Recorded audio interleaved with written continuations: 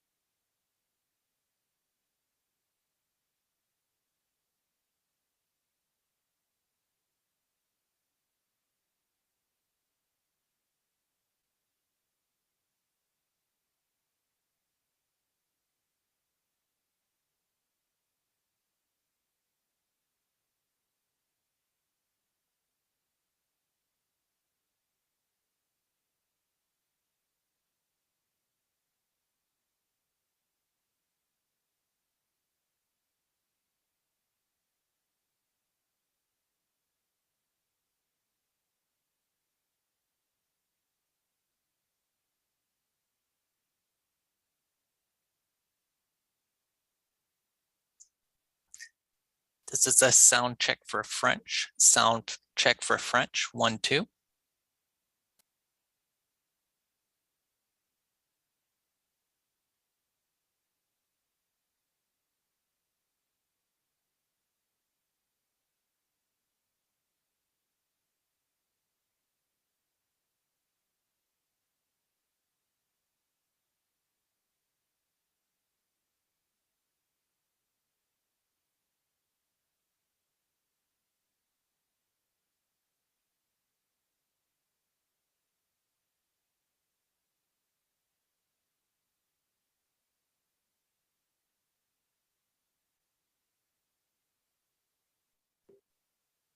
Good morning, Joey. Could you please let me know if you can hear me? We sure can. All right. Thank you, Joey. You're welcome.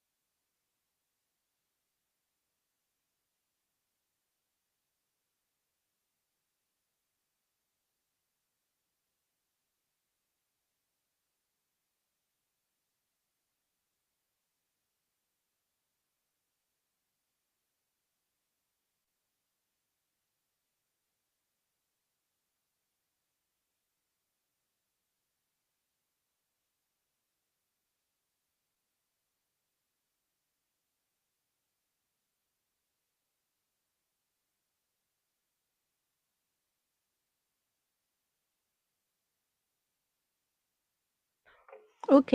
Allô, allô? Testing, testing. Je suis sur le canal français. Est-ce que ça va? Mo?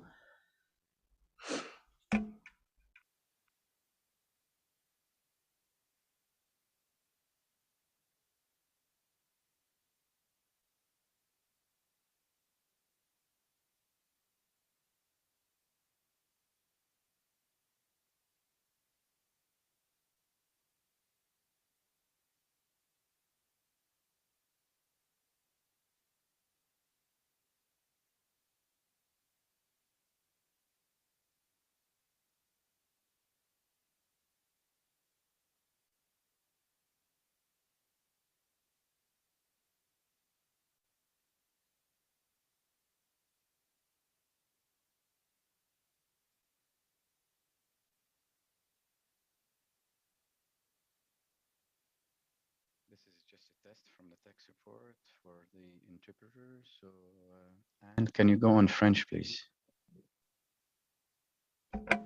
Allô, allô? Bon matin. Bon matin, je vous entends très bien, merci. OK. Let's go to English, please.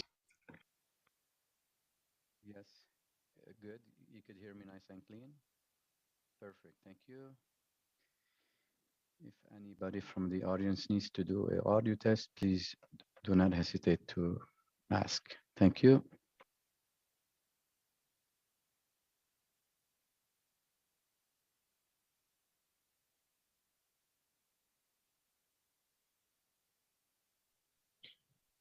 Testing my audio, 1, 2. Yes, perfect, Mr. Kim. Yeah, perfect, thank you. Thank you. Thank you. Good morning, everyone. Good morning.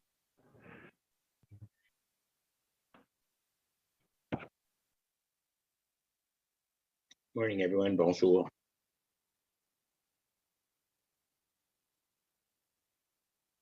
Good morning.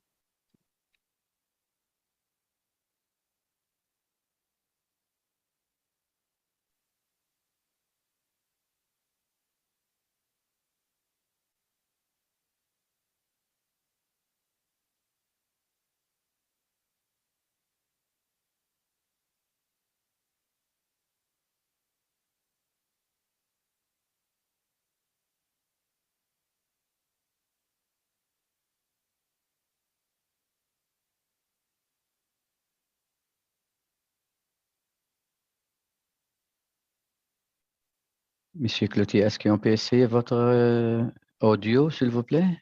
Oui, bonjour. Jean Cloutier ici. Est-ce que vous m'entendez? Parfait, parfait, oui. Vous étiez trop loin. J'ai dit, je vais essayer son audio si ça marche. Ça marche. Merci beaucoup. Bien. Merci.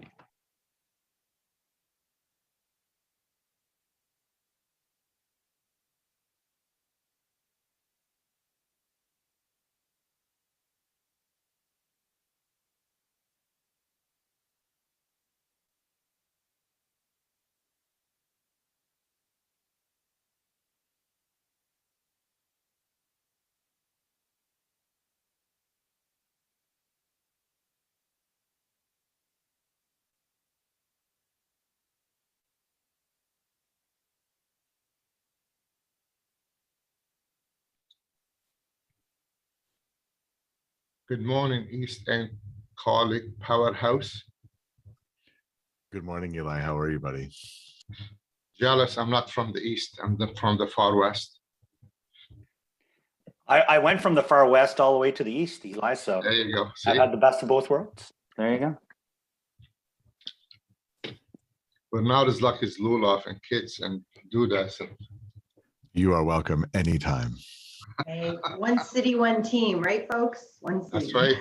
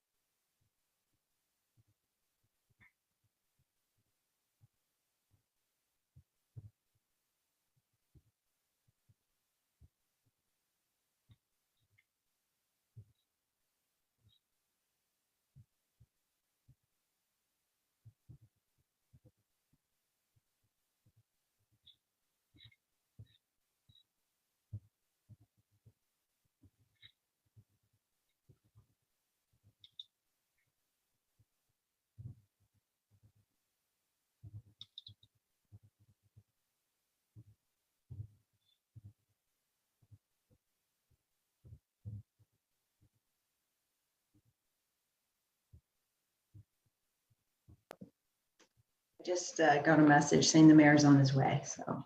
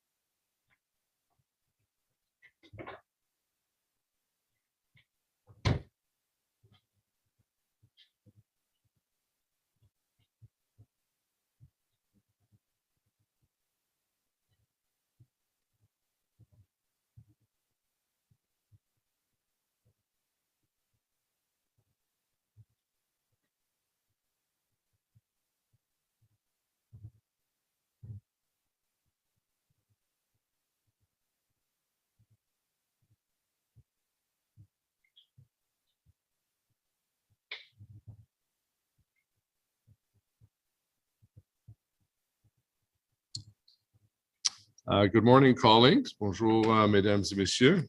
We'll start the meeting in 1 minute. On va commencer la réunion dans 1 minute.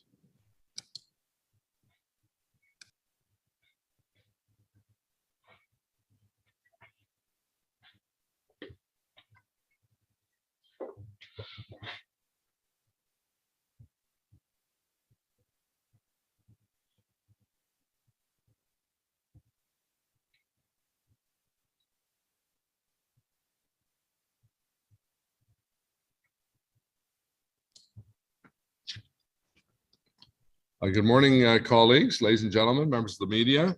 Bienvenue, welcome to the Finance and Economic Development Committee meeting for the 7th of June, 2022.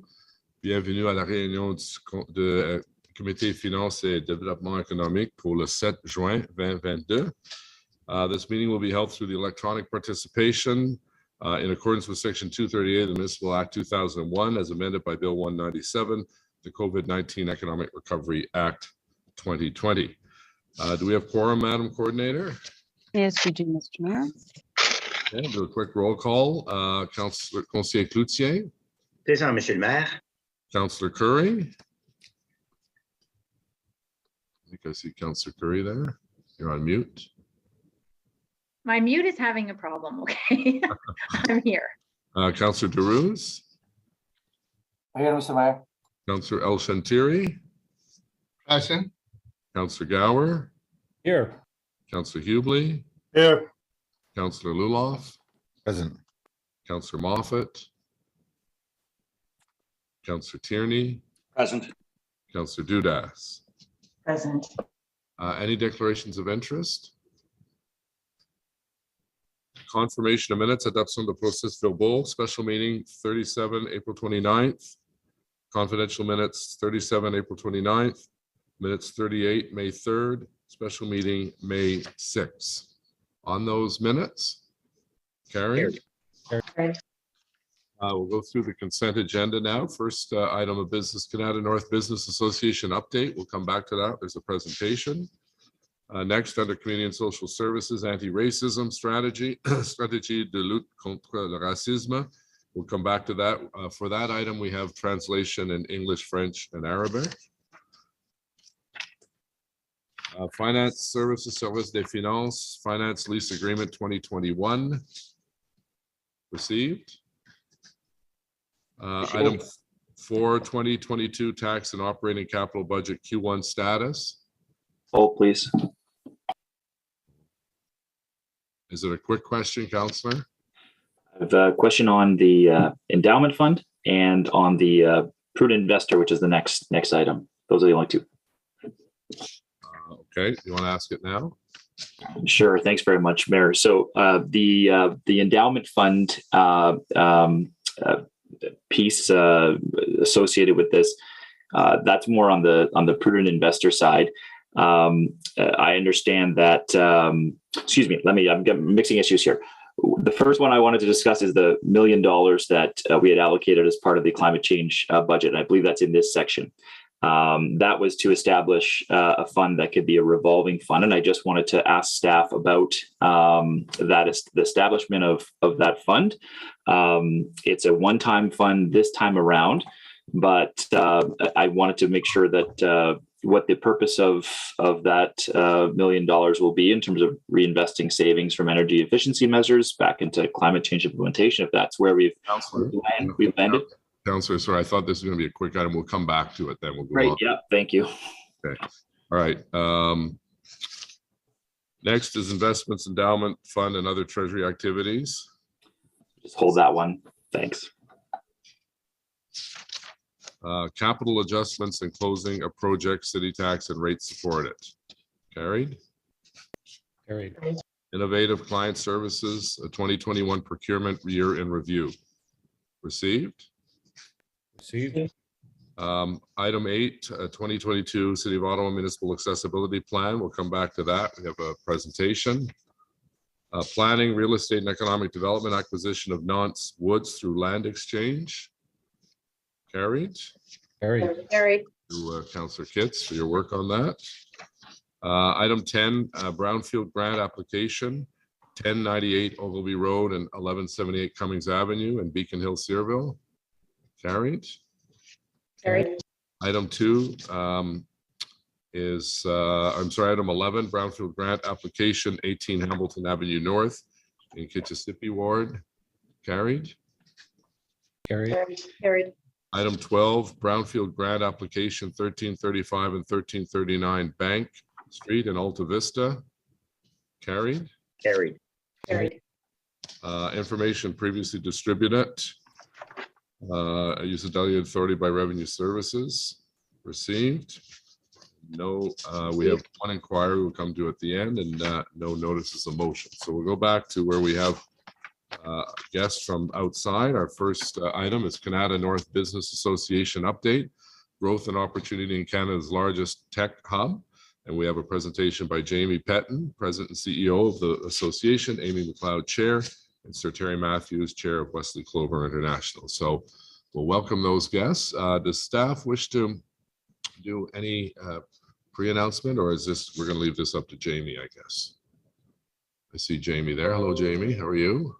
Hi, Mayor Watson. I'm good, thank you. Thank you for having me. I see Amy, and where is Terry? Is Terry on the line? I think I'm on the line. There you are. That voice is very distinct. Hi, Terry. I don't see you, but I hear you. So welcome. Oh, now I see you. There you are. You have a bigger office than I do, Terry. Very jealous. So we have 15 minutes in presentations, and we'll open it up to questions. So 5 minutes apiece. So Jamie, are you going to begin, or is Amy? Yeah, so I'll kick us off, and then we'll follow with some comments and contributions from our chair, Amy McLeod, and Mr. Matthews as well. So first, Mayor, I'd like to thank you, as well as Deputy Mayor Dudas and our City Councillor Kathy Curry, as well as this Joint Finance and Economic Development Committee, for offering this opportunity to present today. My name is Jamie Petton, and I have met some of you before. If I have not, I am the President and CEO of the Canada North Business Association, and I have the privilege and honor of being the voice for the Canada North Technology Park. The KNBA has been actively consulting with our membership and ownership base over the course of the last several years in identifying opportunities for inputs into the official plan. And as a part of this consultation process, we've been consolidating those inputs and identifying the forces that will shape Canada North today and in the future. Before I begin, I would like to acknowledge Stephen Willis, Don Herwire, and city staff who contributed to this consultation process in collaboration with the Technology Park. It was an honor to really work together with this team to identify this opportunity of designating the Canada North Tech Park as a special economic district in the next official plan. So now I'd like to walk you through why Canada North is an economic and innovation engine for Ottawa, Ontario, and Canada, and why this is critically important to the city in this next chapter. And I'll just ask if we can have the slides showing. And we will move to the next slide.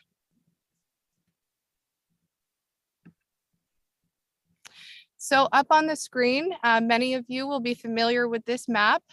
You will see a map of Canada North, which is home to Canada's largest tech park. From this map, we have many global brands. You'll see over 543 technology companies and those that support the ecosystem represented. This is a snapshot in time, but it does show the diversity of our tech ecosystem, reflecting large multinationals and small medium enterprises all the way through to startups. To the next slide, please. Established in 1978, Canada North is an evolving and balanced ecosystem of old and new tech with a long legacy in telecommunications. And although this remains our largest subsector, with pioneering and large multinationals such as Ericsson, Mitel, and Nokia in the park, other subsectors have emerged, including software and cloud services, clean tech, and life sciences, all growing faster than ever before. Also recognized in Canada North, we are a world-class applications leader in the global application economy.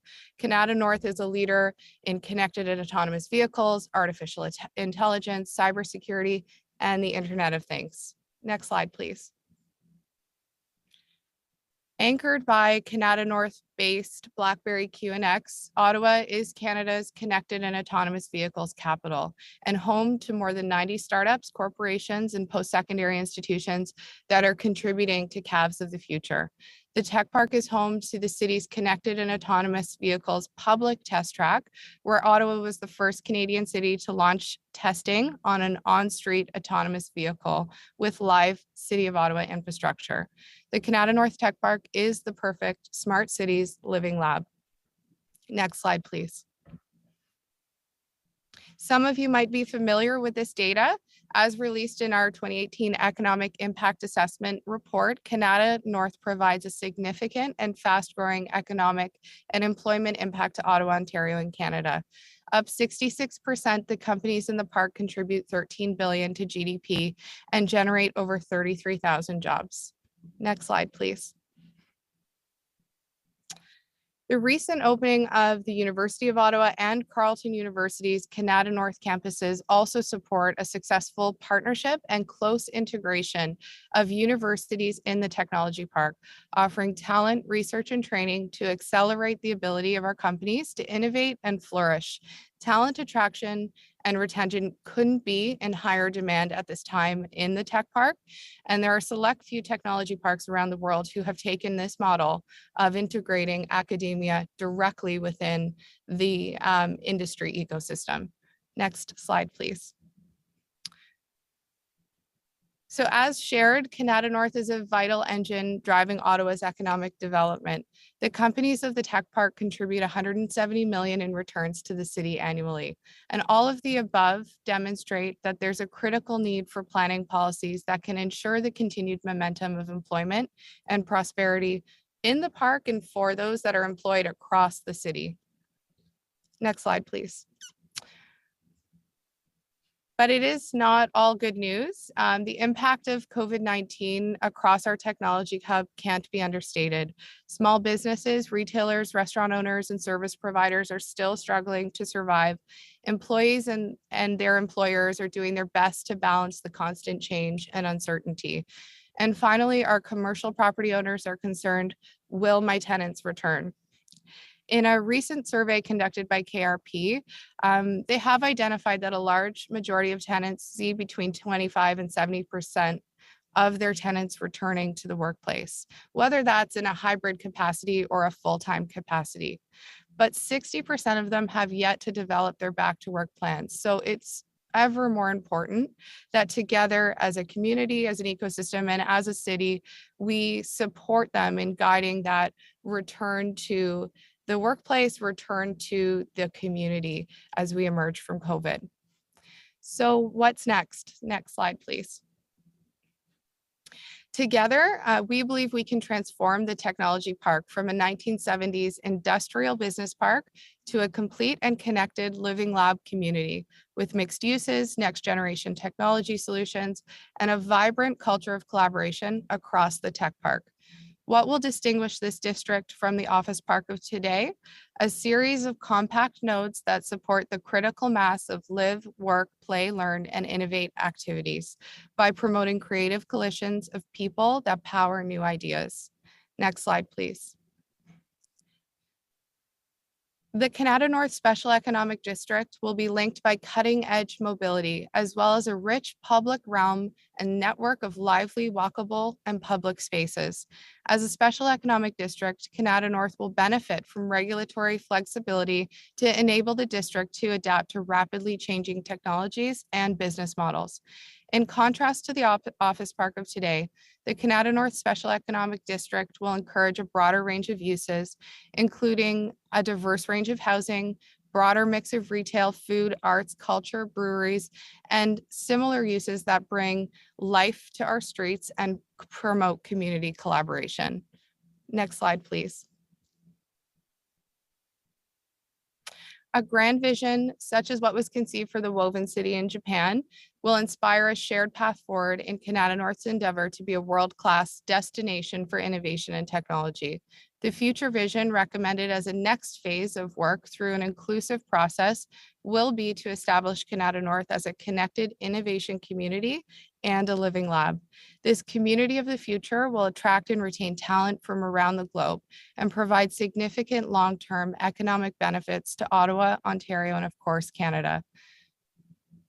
Next slide, please. Following a highly successful launch of Hub 350, the near term presents opportunities to continue to build the profile and facilitate continued collaboration amongst our stakeholders here in the park and our anchor partners of Hub 350. TELUS, RBC, Salesforce, and world-leading post-secondary institutions such as the University of Ottawa, Carleton, Algonquin, and Queen's have all selected the technology park as a place to collaborate with our member companies.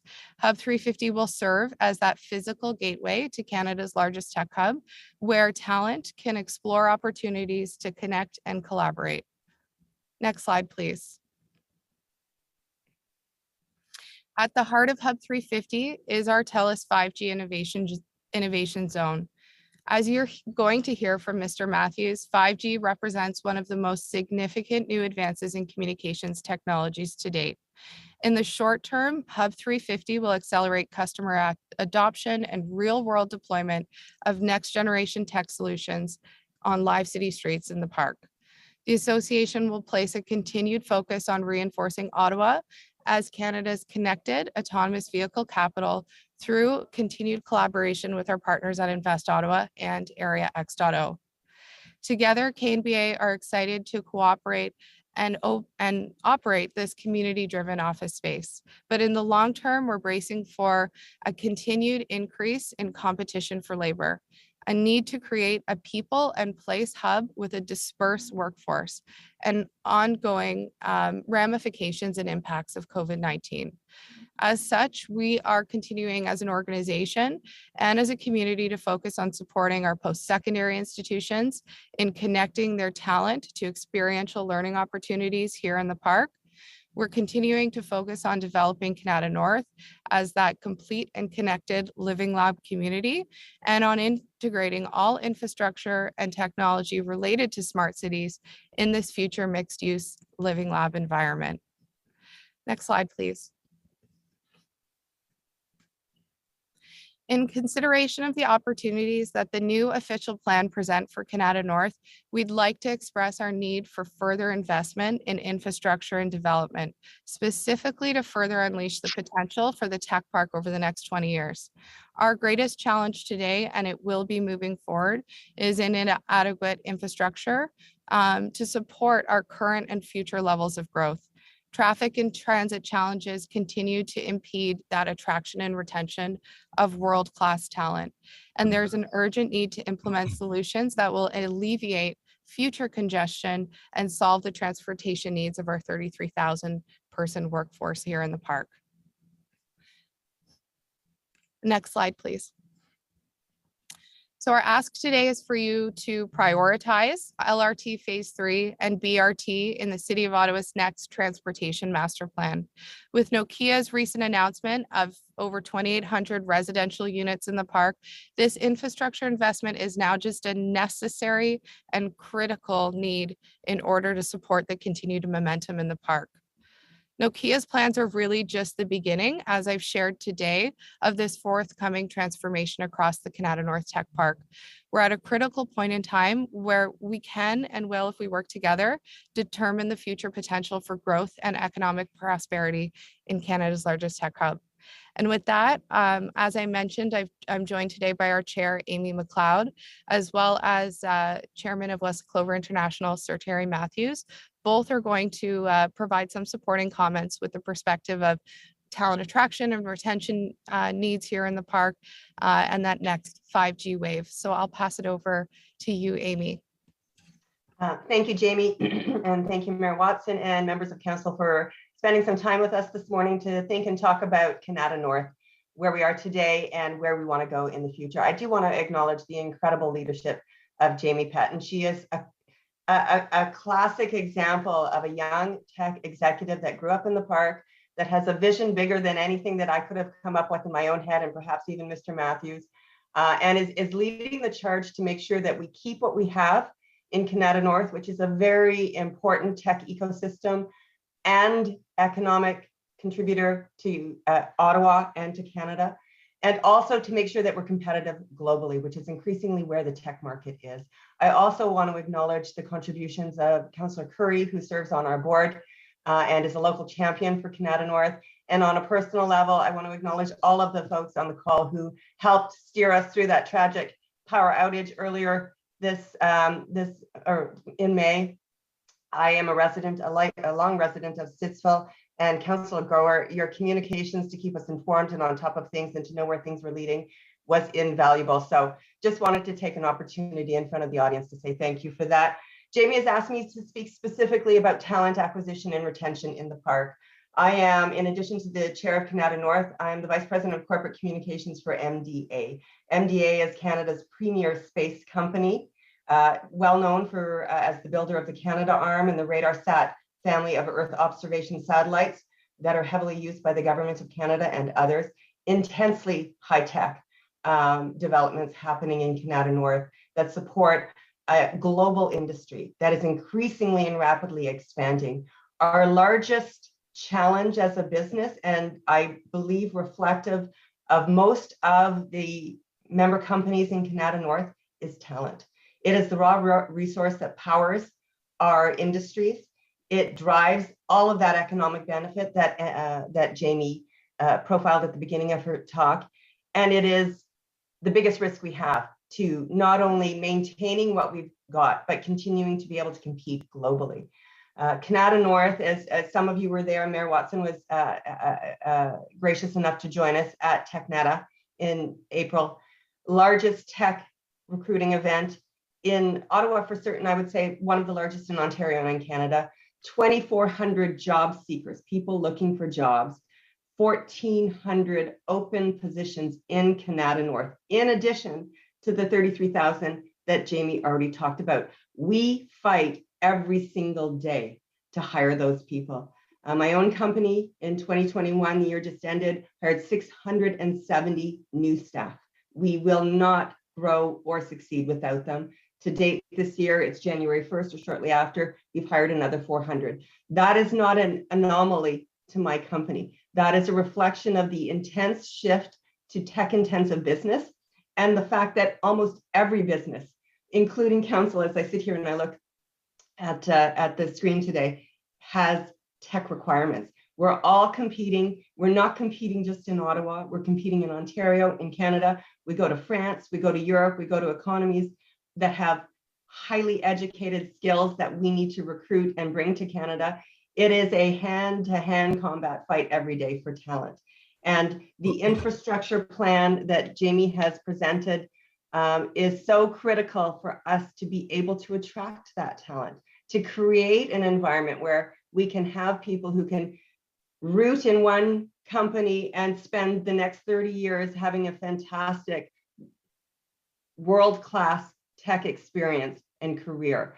That's an equally important consideration as we think about what drives the tech ecosystem. And I wanted to make sure that we brought that to bear in this conversation as well.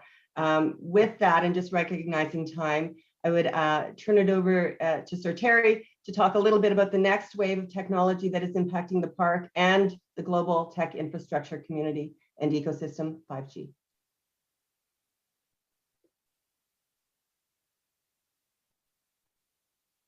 Terry, you're on mute. Hey, it's a pleasure to say hi to everyone here. Terry, can you speak up a little bit? Sorry? Can you speak up a little bit or get the mic closer to Oh, you? I'm sorry. I can get a little closer. You can't hear me properly? Yeah, no, that's better. Maybe I'll just crank it up a little bit. Sorry about that. Yeah, this is a kind of special week. I'm not able to do that from here. In any event, it's kind of a special week. And one of the reasons is because this is 50 years today. Can you hear that or not? I'm finding it's quite weak. All right, I can turn that up a little bit more. Yeah, that's better. Is that better? Yeah, and just maybe project a little louder. Oh, okay, I'll do that as well. In any event, thank you so much for listening today. I very much appreciate the opportunity for talking to people. This is a funny sort of day, which is just by chance. Can you hear me, Mayor? Okay, thank you. Yeah, yes. It's actually 50 years this week since I borrowed $3,000 from TD Bank and took half of it and started up my job. That's this week. I started the company up at 39 Leacock Way. Now, today it's not called Leacock Way, but nevertheless, that little building there is where I started up my chal, and Mike Copeland joined me, and boom, up the company came because we caught what I call a tech wave. Everybody wanted to dial with push button dialing, DTMF, pop, pop, pop, pop, and get away from rotary dial. Boom. We introduced a product after 6 months of working literally around the clock with very young people that came out of Carleton, Ottawa U. And if you can hear me properly, I hope you can, because I didn't have enough money to pay them. So we gave them shares. And 6 months later, we came out with a product, which I keep around here. And you'll say, Terry, why are you showing me this little product? Well, that's because I laid it out myself. And you'll say, well, what the hell has that got to do with this discussion? Because after 6 months, we made this product that was 30 times smaller than anybody else's product. And we sold it for 1/10 of the price. And very quickly, we controlled the global market, which kept growing for about 10 years. And I could go down that track and tell you a lot about it. And then we introduced another product, CMOS integrated circuits. Look at that. We sold these all over the planet. Now that is something. And why am I showing you that? I'm showing you that because timing in life is almost everything. You must get your timing right. You must get the product right. You must go global. And I'm very lucky in life to have caught waves. So some of you will not be aware of this. I'll bring it up close because I've created, and this is not trying to boast, I'm happy to send you this list. There's about 200 companies there. And here's the important thing for you to know. They're all tech companies and there are no bankruptcies. And some of the companies grew to be very big, in particular in the Ottawa area. So you look at Mitel, it grew to be $3 billion. You look at Newbridge, it grew to be $10.7 billion. I can give you a long list, but there are 3 companies that were well over $1 billion and many at hundreds of millions. It's a funny thing in life. If you've done something once, it's much easier the second time. I think after about 10 times, I really knew what to do. So if you take a look at Canada North, you look at this part of Ottawa, it's now the biggest tech park in Canada. And not only that, it's a magnet. What do I mean a magnet? There are people from the UK, people from France, people from the Middle East that want to come here, people who are well educated that say, I want to go to Ottawa. We've created a little bit of a magnet to attract the right people. The universities, partly because of Nortel's background, Mitel background, Newbridge background in particular, the things which are taught in Carleton, Ottawa U, Algonquin, boom, they're right on target. So I work with these institutions all the time because you can't live without having a next generation that's well educated and can join in. What's the good news? The good news is there's well over 500 tech companies. The good news is most of them are growing. And the good news for us is the timing. I talked about timing. So what do I mean by timing? There's another wave coming, which is commonly called 5G. If you take a look at TELUS, the number 3 service provider in Canada, they will invest about $50 billion in the next 10 years. That didn't include Bell Canada, didn't include Rogers, companies I know really well. It didn't include BT. It didn't include Verizon and AT&T. What an incredible wave of new technology required around the world. And for whatever reason, Ottawa's got some of the most important companies in that wave.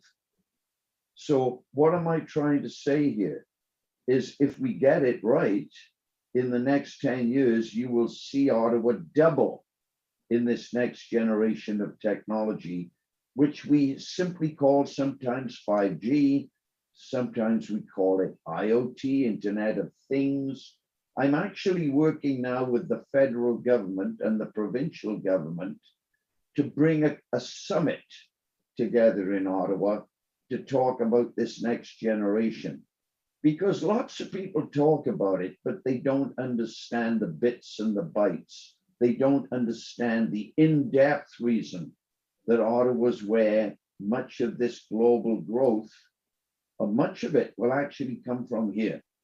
I'd really like an opportunity to meet everybody online here and give them much more in-depth coverage. I run a thing every month called Tech Tuesday, first Tuesday of every month. I run a thing called Exec Tuesday, which is the C-level people, and that's at Hub 350. That's every month. Not hard to know what date. It's the first Tuesday of every month, second Tuesday of every month.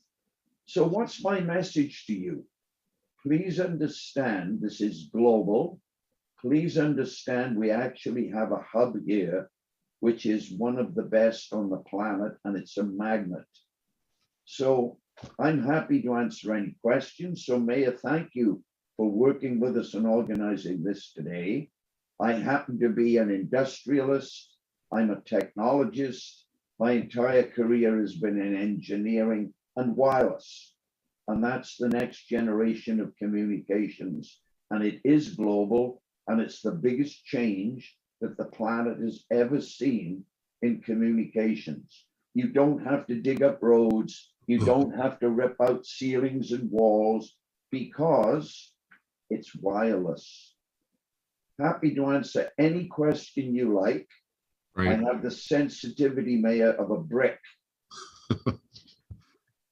All right, listen, thank you, Terry and Amy and Jamie. And I just want to add one thing that Amy said, or Terry actually said, the job fair, the TechNata, I had the opportunity to tour it with Kathy, Councillor Curry, and boy, it was impressive. This was the first time we were able to get together because the previous ones obviously were virtual because of COVID. but just the number of companies, new companies that are starting up, the number of people looking for work, and the number of jobs available was really very well organized. And I commend Jamie and her whole team, her small but mighty team, built on the great work that our former colleague Jenna Suds did. And our first questioner is Jenna's successor, our new councillor, Kathy Curry. Councillor. Thank you. Thank you very much. And thank you, Terry. I went to one of the Tech Tuesdays early on, and really I thank Jenna for letting me know all that was going on and what I needed to learn. And I would say that the first thought I had was how important it is for everyone to understand what's going on in the tech park, including me, as I'm still just learning. Everything we do as a city, everything we try to do to make Ottawa the best city it can be, whether it's roads and traffic lights or parks or any of the water services we have, we try to make this the best city it can be. And you all created an official plan that tries to achieve 15-minute neighborhoods, tries to achieve a lovely place to live for everyone in this city. And it struck me that everyone, I think, would benefit from understanding every part of the role that the tech park plays. If any of you have ever been to Boston, I listened to a presentation by Dana Brown from Carleton, and Kendall Square at MIT is exactly where we want to be. So if you ever saw Kendall Square many years ago and now you see it now, you can sort of see what we might get in the future. But so important for us all to understand the tech park's role and how much we want to attract people to the tech park. Canada North is a very exciting place, but everything that happens there impacts everyone in the city, I think. I would invite you all to the public information night tonight about Nokia and what Nokia's plans. So that's at 6 o'clock. So you could listen straight from Nokia, what's happening there. And just so that a summary of this is that the live, work, play, learn concept, to have it all in one place, is I think the best summary of what we're trying to do in the tech park. But I really appreciate everyone helping me get up to speed, and I would encourage you all to go to the Tech Tuesdays, because they're a wonderful opportunity to learn what's really going on and what each company is doing. But thanks so much, Terry and Jamie and Amy, for coming today. I'm sure there are lots of questions. Great, thank you very much, Councillor Curry. Councillor Gower from Stittsville, and Glenn had a great community volunteer celebration yesterday. I had the honor of attending, so thank you for highlighting some great work in your community, and you're just down the road from the tech park, Glenn. That's right. And thank you, Mayor, for coming out to Stittsville last night.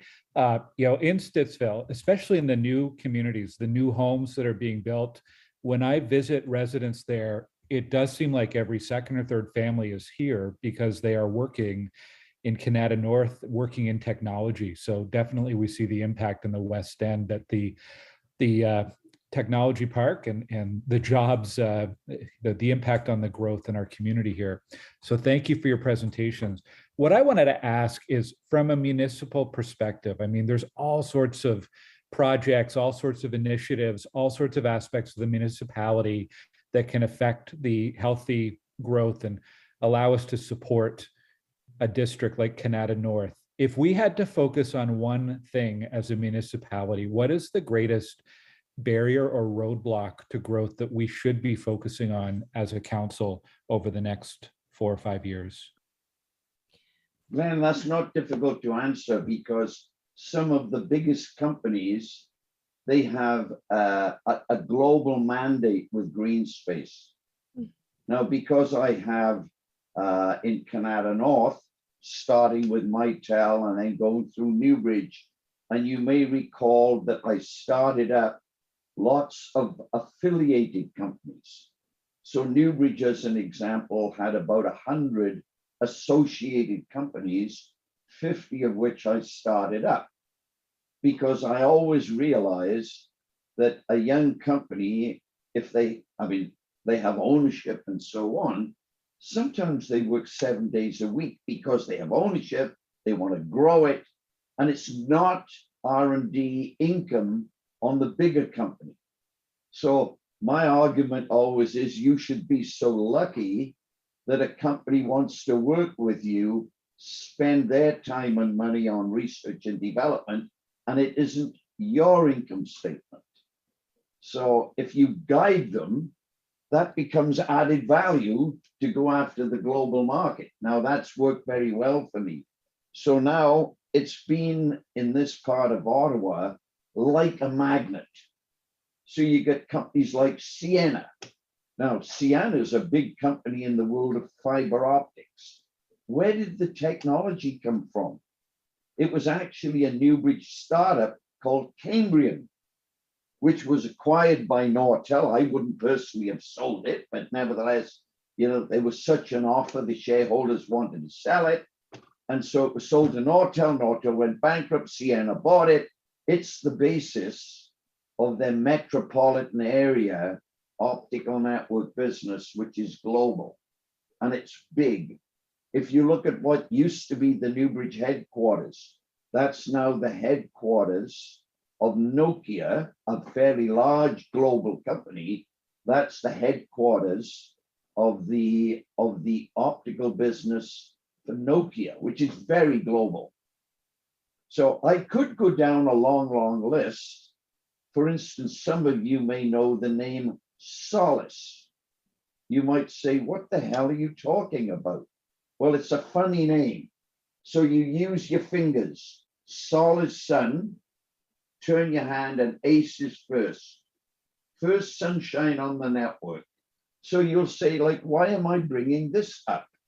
The company does just over $100 million a year US right now, but growing very fast, probably about 30–40% a year growth in revenues. They are the basis of almost every credit card. If you use a credit card, all the messaging to get the data moving around, it's Solace. 11 of the world's top 12 banks, almost every other bank, as an example, partnered with Bosch, partnered with Boomi, part of Dell, and so on. Like, these things are manifesting itself into high growth parts of next generation. Now, it'll be very hard for you to understand this layer of messaging unless you're technical, because you would be more aware of the application level, which is higher, or down at the level of the copper wires and the optical networks and the 5G wireless. But every time you lift up a layer and you get to the application, the value goes up. So there are so many companies, QNX. I almost don't care what car you drive, 80% of all vehicles, trucks, cars, they all use QNX operating system. It's embedded. So the number of companies that are new working with QNX. But to do these things, you have to be into it every day, which I am. This is my business. I doubt if there's many people within this committee that I've ever met. And the reason is because I meet more with people from Germany and France and the UK and the US and Mexico and South America, because that's the global business I'm in. Now, I still believe we should get together and we should talk a little bit more in detail as to what this part of Ottawa represents, at least in the next 10 to 20 years, as the world goes through this incredible change of wireless connectivity, not wired, and not anything other than, oh, it's wireless, you can't see it. You don't have to dig up roads. And this is global. So Terry. Trillions of dollars. Terry. Yeah. I was just thinking, maybe because we have other items on the agenda and we appreciate your insights. I always feel like I've left a master class in technology when I speak with you because you're so well versed, obviously, and so successful. I would suggest that we get Councillor Curry, along with her West End colleagues, Councillors Gower and Hubley and El Shantiri, to coordinate us, as many of us that can, to go out to one of the Tech Tuesdays.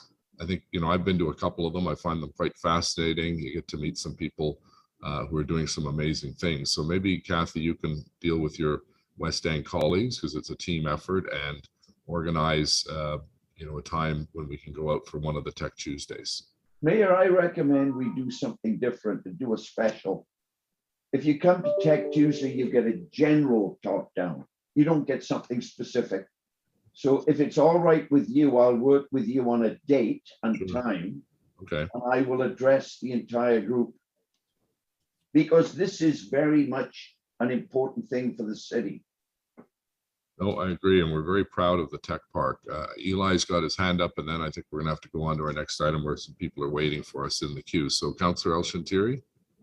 I don't have a question. I just have a thank you for Jamie, Amy, and Mr. Matthew, because I did meet in person with Terry, and I have to tell you, it's a great an hour you spend with Terry talking about this stuff. An hour is not going to justify it, but at least book yourself for over an hour, and it's very valuable information we'll get from him. So I want to thank all the three presenters for coming up this morning. Keep up the good work, Jamie. So I don't have questions. Just thank you, Mr. Mayor. Great. Thanks, Eli. So Jamie and Amy and Terry, thank you very much. One of the things I've tried to do is this is finance and economic development, and we need to hear from our business leaders who contribute greatly in terms of job creation and taxes and so on, and quality of life in our city. So thank you all very much, and we'll move on to our next item with a presentation. So we have the anti-racism strategy. Alors, nous avons la stratégie de lutte contre le racisme. Nous allons faire une présentation sur cette stratégie. Mais avant de commencer, j'aimerais remercier le conseiller King pour ses bons conseils comme agent de liaison pour les relations culturelles et aussi pour avoir contribué à la création du secrétariat. Merci d'avoir pris le temps de contribuer à cette initiative très importante. Nous voulons toujours confronter le racisme dans la ville d'Ottawa. Le Conseil a établi la création de ce secrétariat pour élaborer une stratégie de lutte contre le racisme dans toutes les politiques de la ville, dans sa prise de décision, dans ses programmes. Au cours des 18 derniers mois, le secrétariat a travaillé diligemment avec le personnel, les résidents et les gens de la communauté pour élaborer cette stratégie de lutte contre le racisme avec des mesures concrètes pour répondre à la diversité des besoins dans la communauté. Et ça a été particulièrement difficile parce que plusieurs des consultations, bien sûr, ont dû être faites en ligne plutôt qu'en personne, ce qui rend les choses plus formelles. C'est pas aussi efficace parce qu'on aime bien rencontrer les gens en personne. Alors, on a renouvelé la sensibilisation aussi au fil des ans et la sensibilisation envers les personnes racisées. Ottawa n'est pas à l'abri de ces tendances avec l'augmentation de l'extrémisme et du racisme tel qu'exprimé dans la ville plus tôt cette année. La ville condamne toutes les formes de racisme. Toutefois, les mots ne suffisent pas.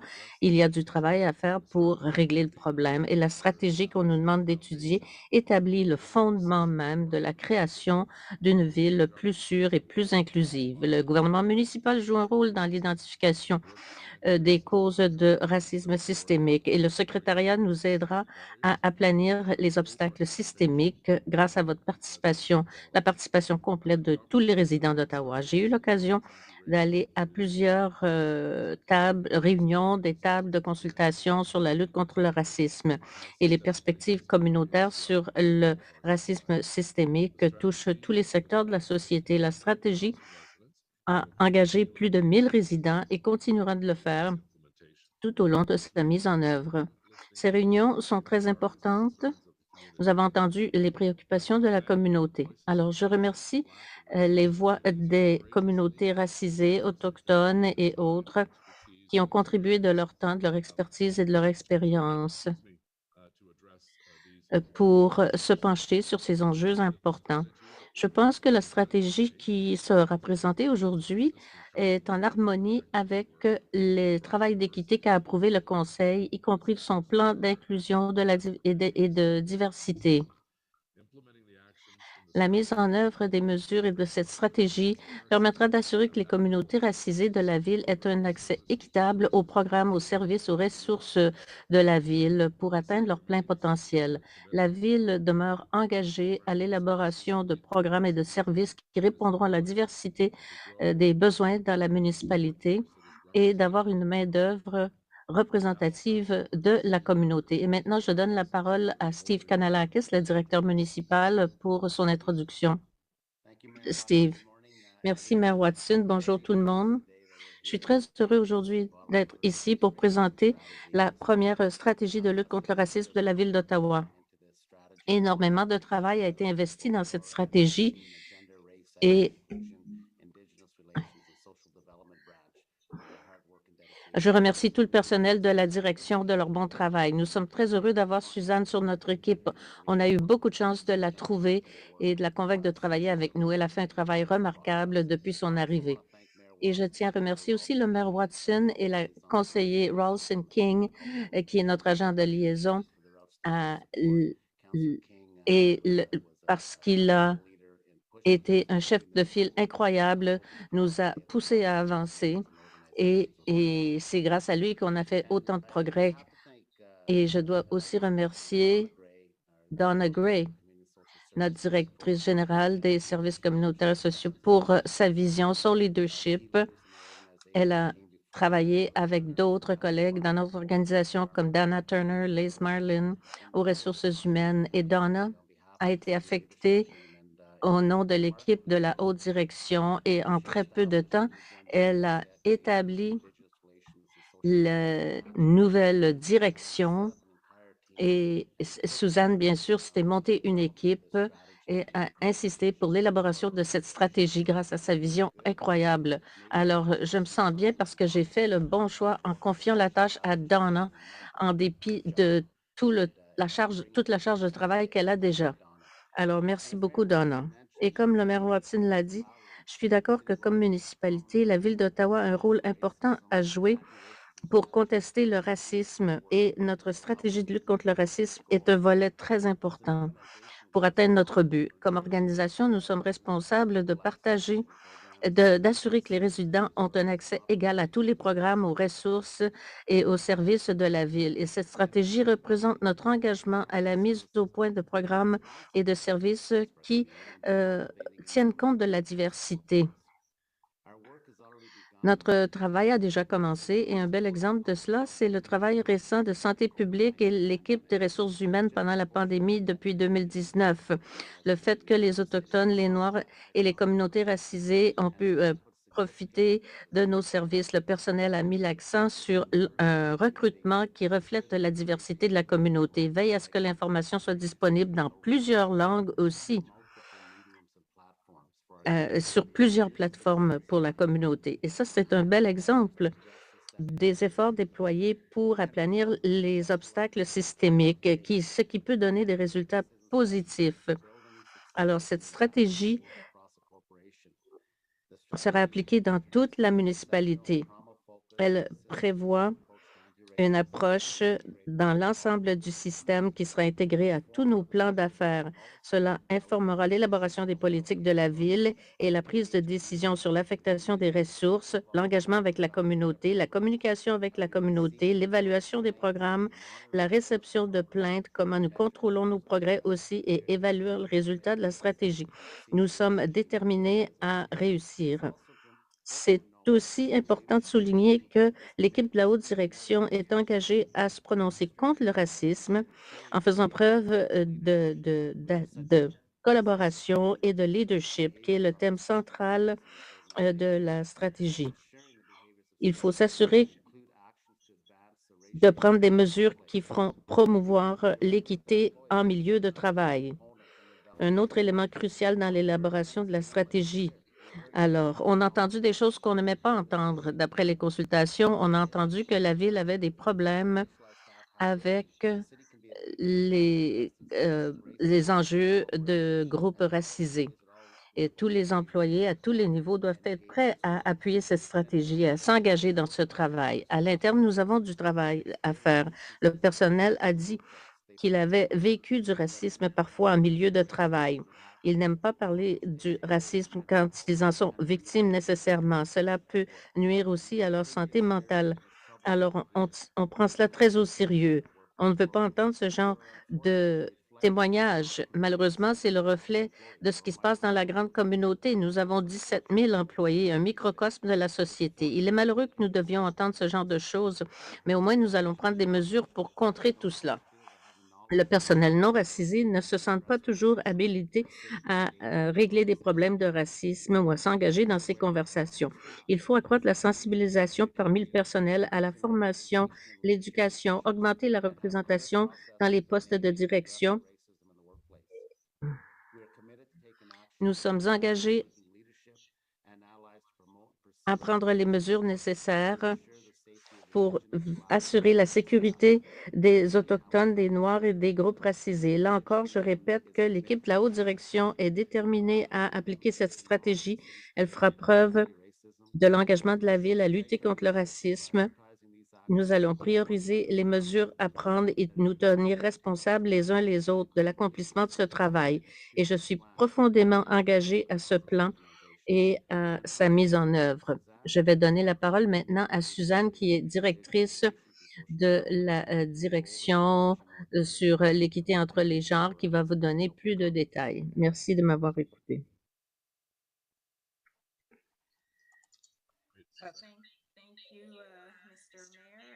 Merci, Monsieur le maire, membres du comité, Monsieur Kanalakis, de vos commentaires. Nous avons une présentation. Si on pouvait montrer les diapos. Il y a un an, presque, mon équipe et moi avons fait une mise à jour sur le groupe du secrétariat de lutte contre le racisme suite à la première phase d'engagement. C'est un grand honneur et un privilège pour moi et mon équipe de vous présenter un aperçu de la première stratégie de lutte contre le racisme de la Ville d'Ottawa proposée au Conseil. Next slide, please. I'd like to acknowledge that Ottawa. J'aimerais reconnaître qu'Ottawa est construite sur un territoire algonquin-anishinaabe et qu'il y a une place pour toutes les communautés diversifiées, les Autochtones, les Inuits et les Métis. Donc, nous voulons rendre hommage à ce terrain et vivre ici avec gratitude et respect. Et comme on parle de lutte contre le racisme, on doit le faire en reconnaissant les sacrifices et les expériences de l'oppression raciale qu'ont vécu les peuples autochtones sur ce territoire. Il faut continuer à écouter, à apprendre et à guérir de la vérité pour aller de l'avant. Dans le contexte de ce que nous voulons présenter aujourd'hui, les éléments de cette stratégie vont parler des obstacles systémiques qui touchent les groupes noirs et autres racisés dans la ville. L'idée de cette stratégie, c'est de travailler en collaboration avec la nouvelle direction des relations avec les Autochtones, nous engager avec les dirigeants communautaires, les aînés et les jeunes dont la voix aideront à façonner notre stratégie et miser sur le travail également qui est déjà fait dans la communauté autochtone d'Ottawa, comme les rapports sur la discrimination envers les Autochtones publiés il y a quelques semaines par le Centre Wabano en partenariat avec la Coalition autochtone d'Ottawa. Au cours des 2 dernières années, nous avons connu beaucoup de montées du racisme à cause de la pandémie. Nous avons recueilli des données à Santé publique et on voit que les résidents d'Ottawa constituaient 63 des cas de COVID, alors qu'ils représentent 29 de la population d'Ottawa. En comparaison, les résidents blancs, qui constituaient 61 de la population, étaient à 33 du total des cas. Donc, la COVID a de façon disproportionnée touché ces communautés racisées. Au cours des 2 dernières années, on a vu la découverte aussi de tombes non marquées près des pensionnats autochtones. On a vu le mouvement de lutte contre le racisme et l'islamophobie. Et ce qu'on a vu, c'est du racisme systémique exposé et dans l'emploi, dans le logement, la technologie, l'éducation, l'accès à l'information, l'accès aux soins de santé et plus encore. Les inéquités raciales sont documentées pour presque tous les résultats sociaux et économiques et tout cela a été validé il y a 2 ans. C'est la race et le racisme plus particulièrement et non pas la classe qui est le meilleur prédicteur des résultats. D'après le recensement de 2016, 26 des résidents d'Ottawa se sont identifiés comme racisés, une augmentation de 2 depuis 2006. Et l'on estime que d'ici 2031, le tiers de la population sera racisée. Alors voilà de belles possibilités qui s'offrent à nous. Pour les aider à atteindre leur plein potentiel, toutes les personnes, indépendamment de la race, doivent avoir des droits égaux et des chances égales de prospérer. Et la stratégie qui est proposée aujourd'hui essaie d'accomplir cela.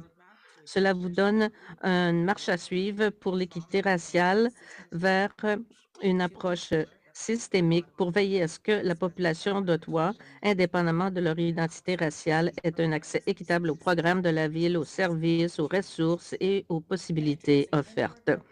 Donc, il faudra regarder la culture du milieu de travail et répondre aux expériences des groupes racisés dans la ville. Cette stratégie propose une approche large pour lutter contre le racisme systémique. Elle constitue un point de départ pour établir les bases du travail antiraciste de la ville. D'abord, en reconnaissant les impacts constants du colonialisme vécu par les communautés autochtones et deuxièmement, en reconnaissance de l'histoire d'esclavage du Canada et de l'oppression systémique contre la population noire, produisant un racisme tellement enchâssé dans nos pratiques de façon souvent invisible. Cela continue d'avoir des effets nocifs sur les populations noires du Canada. En juillet 2020, le Conseil de planification sociale d'Ottawa a publié un rapport sur la population noire d'Ottawa par rapport à la population générale. Beaucoup de pauvreté, des résultats d'emploi inégaux, disparité de logement en dépit de niveaux d'éducation et de scolarité parfois plus élevés dans la population noire.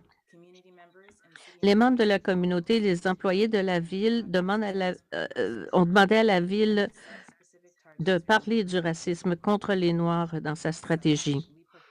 Donc, quand on propose une matrice d'évaluation contre les impacts et résultats de cette stratégie dans la communauté noire. Dr. Robert Livingston décrit la conversation comme étant l'une des façons plus puissantes de stimuler les connaissances et le changement. C'est par ces conversations qu'on a éclairé notre travail et nous allons les poursuivre, ces conversations. Notre stratégie, comme on vous l'a dit, répond à plus de 1000 voix qui se sont prononcées, qui ont partagé leurs témoignages et informé les mesures que la Ville devra prendre pour éliminer les inéquités raciales. Depuis 18 mois, on a entendu les résidents d'Ottawa et le personnel municipal lors de consultations communautaires, des séances de planification de mesures concrètes.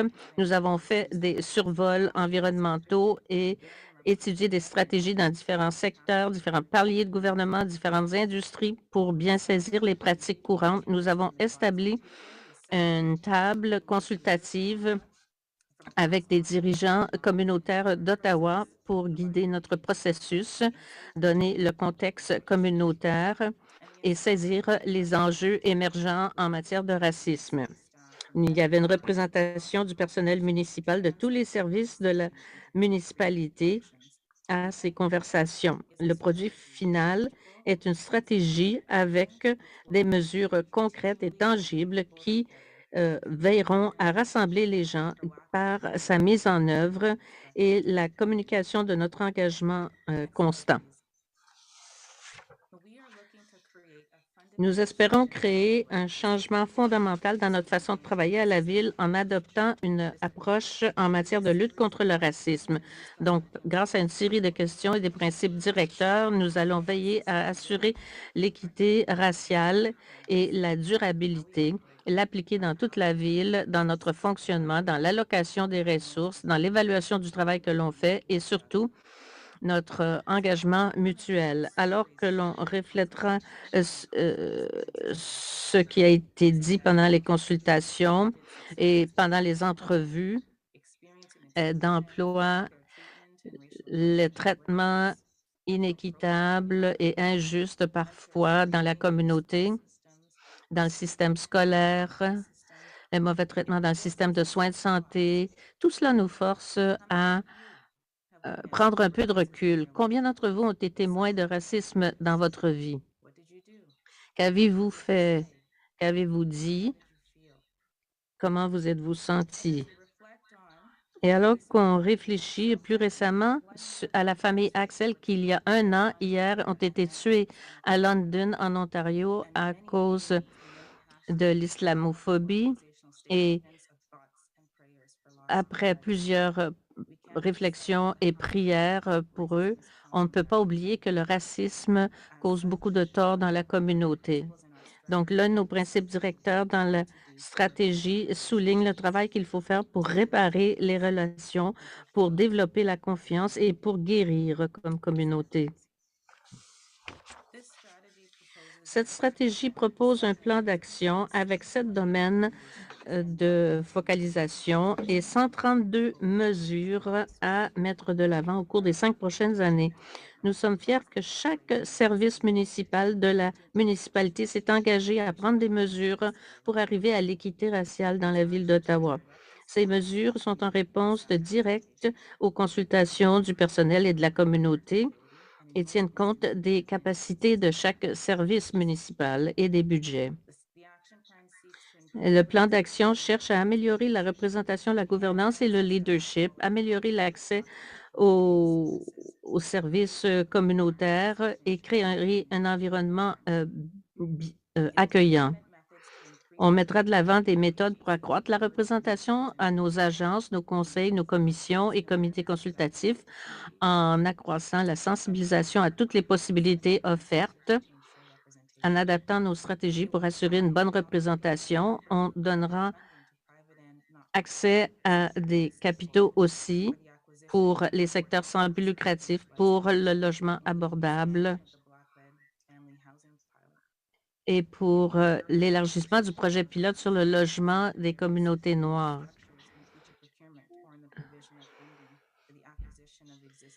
Nous allons aussi travailler à élargir notre parc immobilier locatif. On assurera un meilleur soutien aux entreprises noires et racisées grâce à des programmes d'incubation et de la formation à l'entrepreneuriat. Nous allons faire une formation ciblée aussi et établir des critères de sorte que les soumissionnaires puissent démontrer leur engagement aussi à la diversité raciale, entre autres. On a entendu plusieurs termes émerger de l'engagement entrepris avec le personnel municipal et les mesures avancées dans la stratégie vont diminuer le racisme en milieu de travail, accroître ou renforcer les capacités des chefs de file et adopter des processus qui élimineront les obstacles associés au racisme.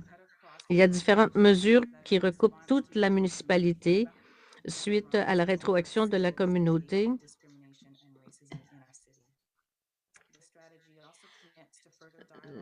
La stratégie s'engage également à promouvoir le dialogue sur la lutte contre l'homophobie, entre autres.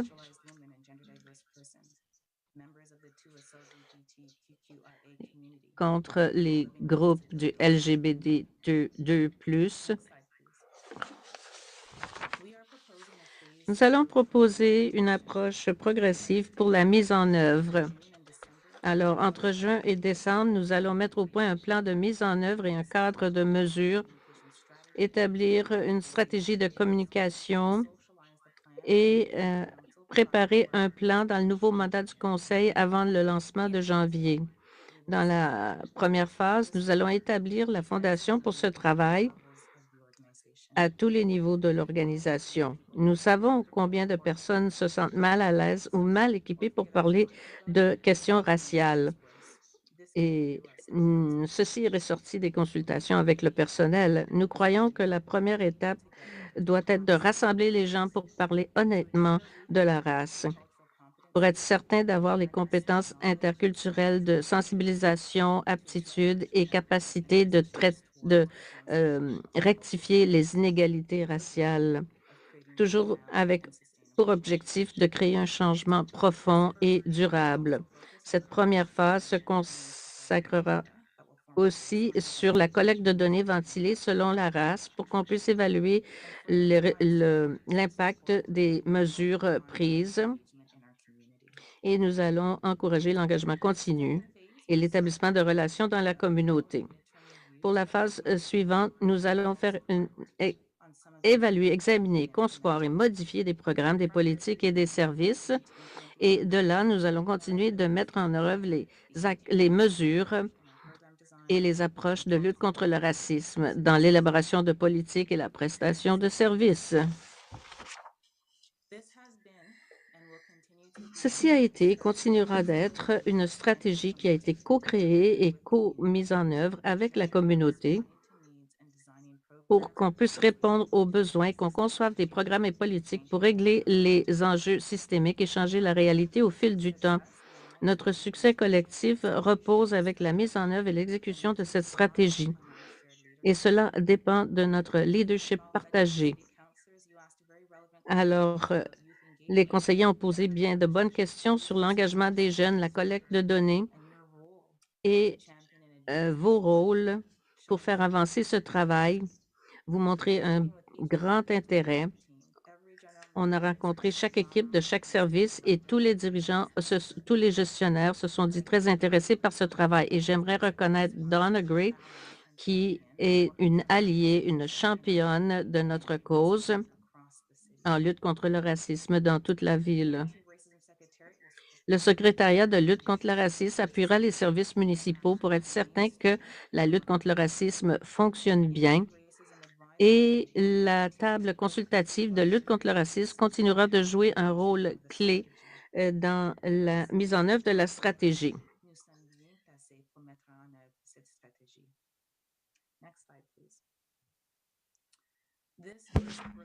Alors, ce travail requiert des efforts, du courage, de la force, de la persévérance, de la patience. Et j'ai réfléchi à mon propre cheminement comme femme noire, mère, épouse, fille de parents immigrants et toutes mes identités sociales. Et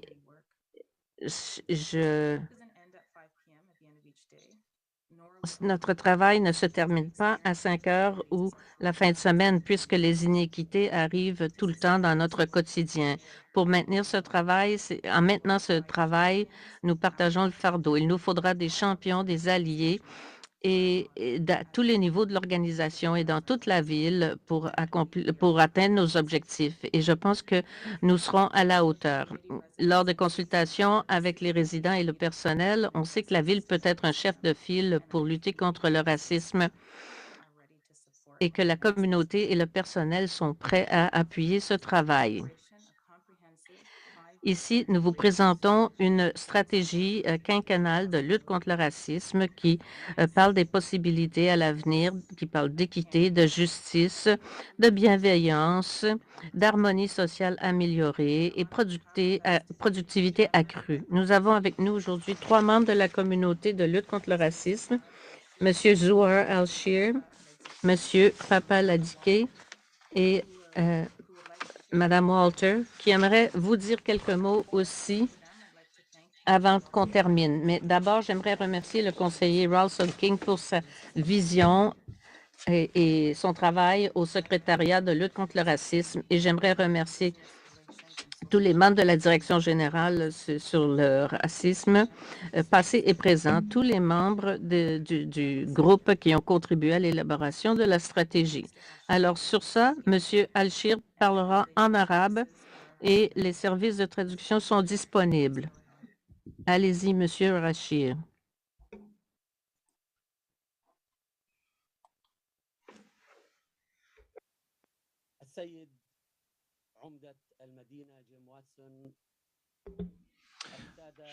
Monsieur le maire, conseiller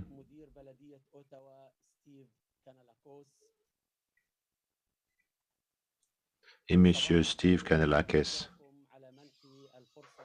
Bonjour et merci beaucoup de me donner l'occasion de vous adresser la parole aujourd'hui.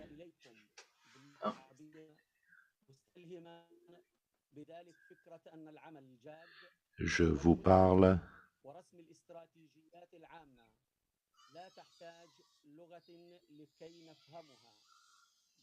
pour donc vous remercier d'avoir élaboré cette stratégie. Et cette stratégie va donner des résultats concrets. Il me fait plaisir d'être des vôtres aujourd'hui pour partager le lancement de cette stratégie avec vous. Et moi, j'ai travaillé avec beaucoup de collectivités au sein d'Ottawa. On a fait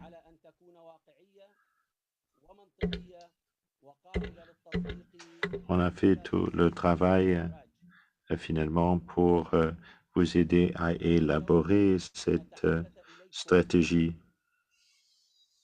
Nous vous parlons aujourd'hui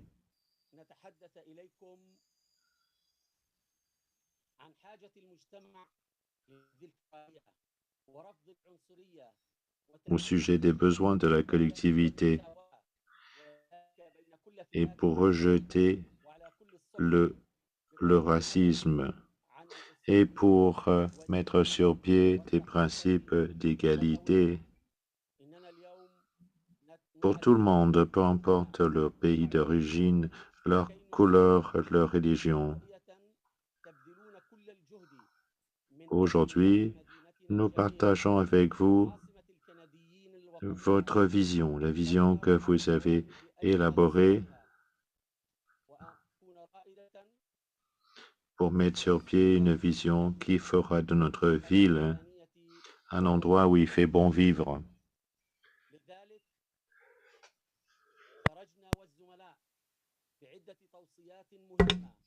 Nous avons élaboré cette stratégie.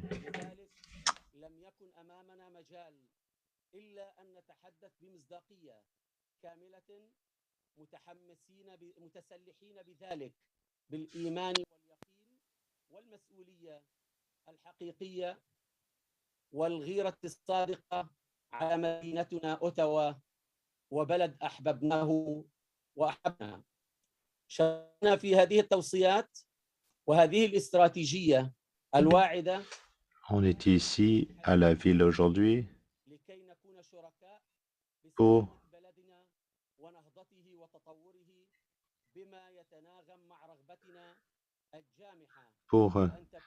vous aider finalement à renforcer notre pays, notre ville.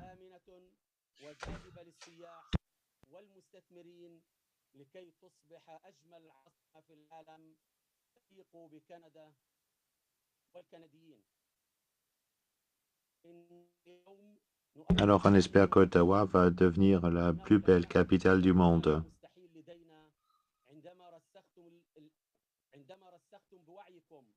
Rien n'est impossible pour nous.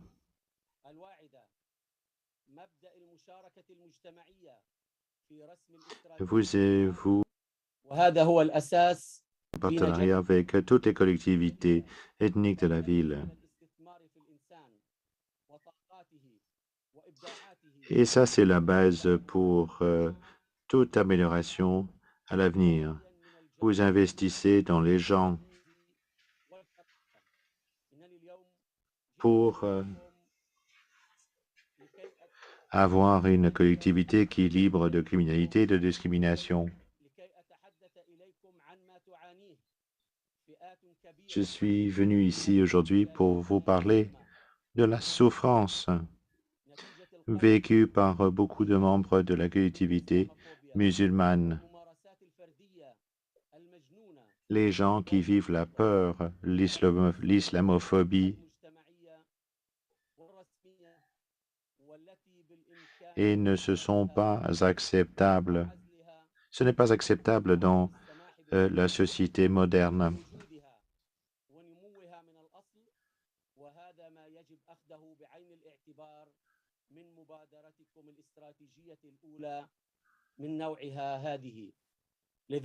Ces pratiques discriminatoires et racistes ne doivent plus exister. Je ne veux pas parler des causes, mais je veux vous dire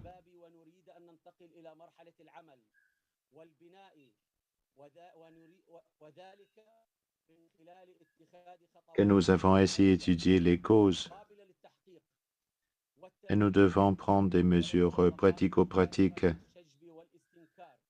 pour avancer, pour en arriver à de véritables résultats.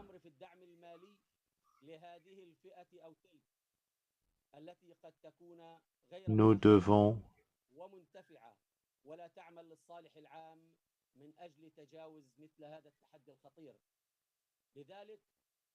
Nous ne pouvons pas continuer finalement à financer tous les groupes, peu importe leur utilité.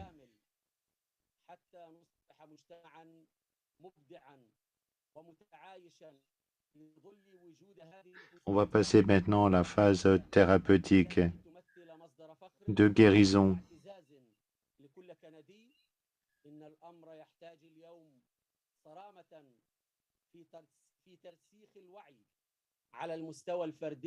Et ça va bien desservir les intérêts de tous les Canadiens.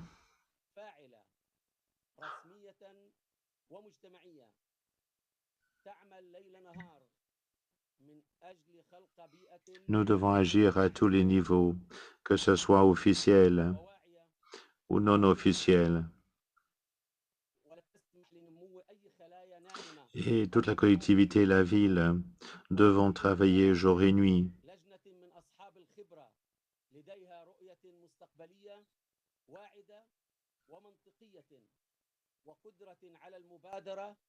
Pour éviter toute fracturation de la société. Nous devons donc avoir la capacité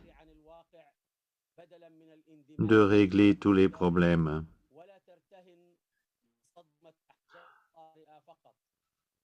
Nous devons faire en sorte que les gens puissent réaliser leur plein potentiel.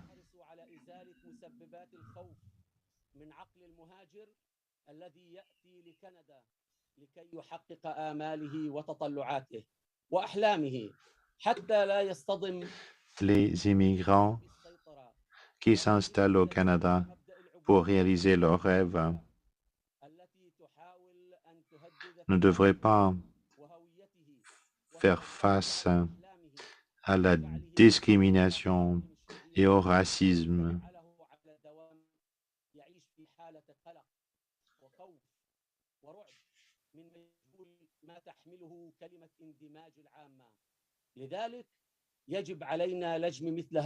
Les gens ne devraient pas vivre dans la peur et dans la terreur et devraient pouvoir exprimer leur véritable identité.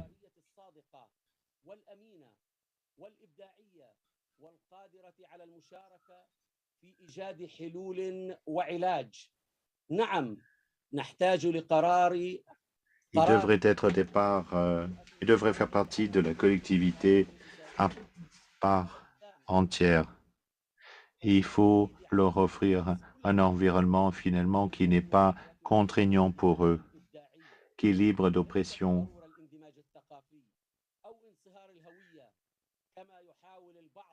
Et qui leur donne un environnement pour qu'ils puissent faire preuve de créativité, pour qu'ils puissent s'épanouir.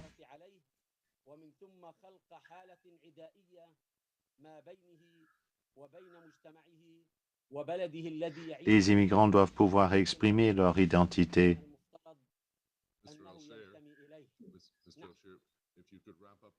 Pourriez-vous peut-être terminer parce qu'il y a deux autres intervenants qui veulent intervenir? J'ai presque terminé. Et en dernier lieu,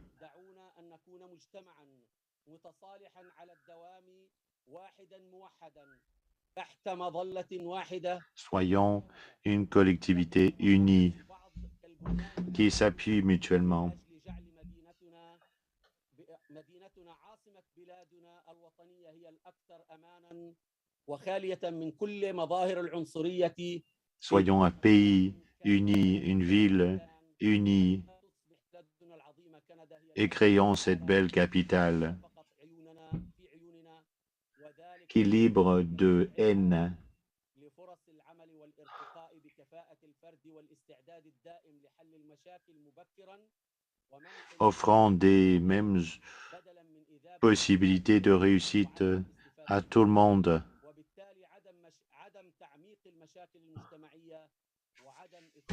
permettant tout le monde à jouir de leurs compétences, de leurs capacités pour réussir dans la vie.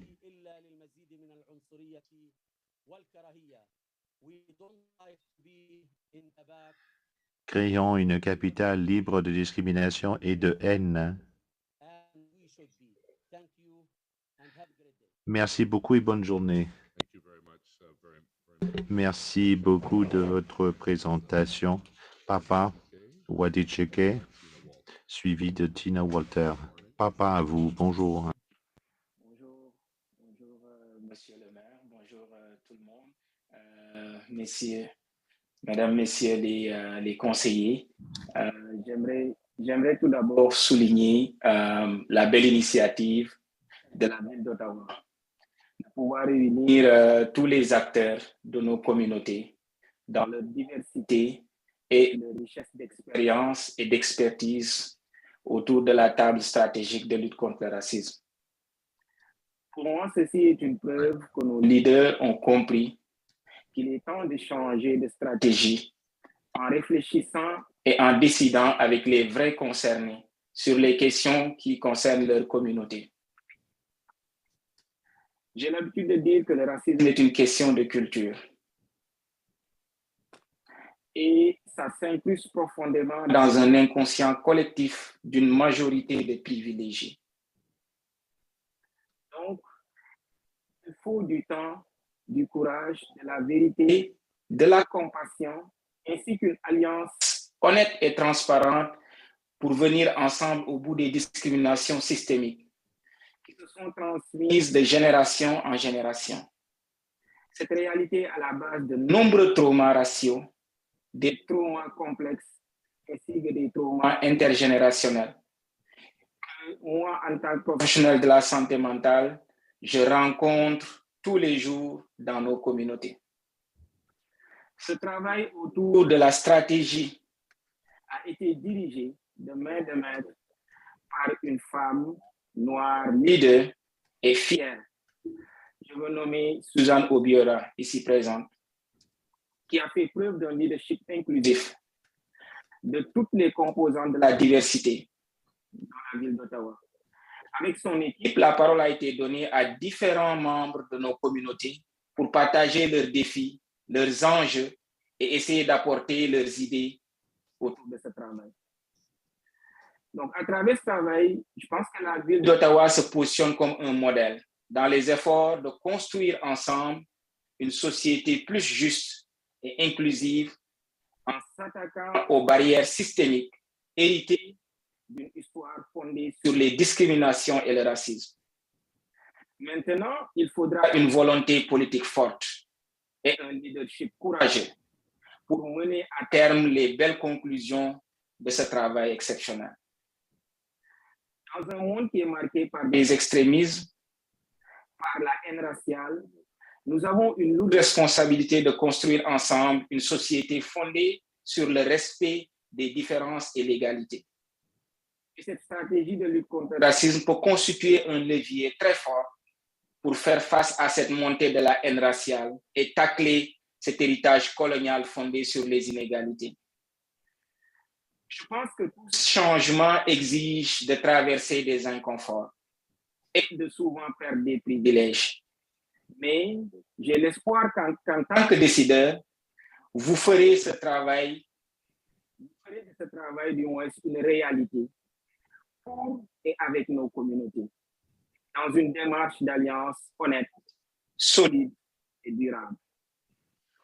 Alors, être parmi les leaders de ma communauté qui ont participé à ce travail est un grand honneur pour moi et j'espère que ce travail-là connaîtra les réussites dont on a espoir qu'il va connaître dans nos communautés. Je vous remercie. Merci beaucoup, Papa. La prochaine personne, c'est Tina Walter. Welcome to Tina. Bienvenue, Tina. Bonjour. Et j'aimerais tout d'abord remercier les membres du comité, Monsieur le maire et d'autres également, de me donner l'occasion finalement de dire quelques mots aujourd'hui. Alors, j'ai préparé un discours qui va ne faire que confirmer les propos des autres autour de la table. Et je vais dire ceci parce que tout d'abord, j'aimerais remercier la ville et tous ceux qui ont participé à la création de ces stratégies anti-racisme si important au conseiller King. Merci d'avoir été le champion de cela. L'élaboration de ces stratégies n'a pas été une tâche facile, mais grâce au leadership de Suzanne, j'ai vécu l'engagement authentique d'elle et de son équipe à mener cela à bien. Mais au lieu de cela, visionnaire, engageant la impliqué, responsable et ancré dans le leadership du caractère, c'est-à-dire Tina, sorry to interrupt. Speaking of leadership, Tina. Alors, Tina, c'est une occasion pour la ville de devenir un chef de file pour montrer que le racisme systémique ne sont plus acceptables et que si on ne s'y attaque pas, ça va continuer à miner toutes les collectivités, peu importe la couleur de votre peau, de vos croyances, de votre sexe, de votre identité, de votre ethnicité, de votre âge ou de vos capacités. Nous devons tous vivre une vie libre de discrimination et de racisme.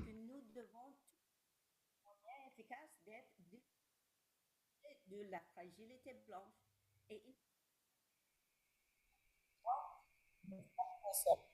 Sorry, Tina. polarisation Tina. et la fausse représentation de ce que la lutte adoptée. The anti-racism strategy is robust. Alors, la stratégie anti-racisme est robuste. Qu'est-ce que ça veut dire? Ça veut dire que la stratégie met en relief l'héritage du système d'esclavage.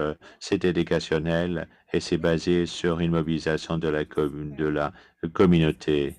Et ça tient compte des recommandations pour le changement à tous les niveaux, y compris au niveau de la culture de la ville, reconnaît le besoin finalement de désagréger les données et comprennent qu'il faut une stratégie qui est axée sur les résultats. Ma dernière réflexion porte sur les possibilités pour le véritable changement. Alors, l'héritage de l'esclavage qui est un héritage d'exclusion et cet héritage existe dans les institutions pour des centaines d'années. Donc, ça veut dire qu'on peut le remplacer avec l'équité et l'exclusion pendant des centaines d'années à venir. Je vous félicite et j'ai très hâte de continuer à être membre du comité consultatif. Merci beaucoup. Merci beaucoup, Tina. Avez-vous des questions pour les délégations, pour le personnel? Le conseiller Chantiri, vous avez la parole. Merci, monsieur le maire. J'ai une question pour Suzanne. Voulez-vous que j'attende? Non, ça va. Vous pouvez poser votre question maintenant. Merci beaucoup, monsieur le maire. Merci, Suzanne, également, de nous présenter cette stratégie aujourd'hui. On voit que l'échéance ou le calendrier qui accompagne la stratégie est-ce que vous vous donnez assez de temps pour qu'on puisse passer au prochain niveau, à la prochaine étape?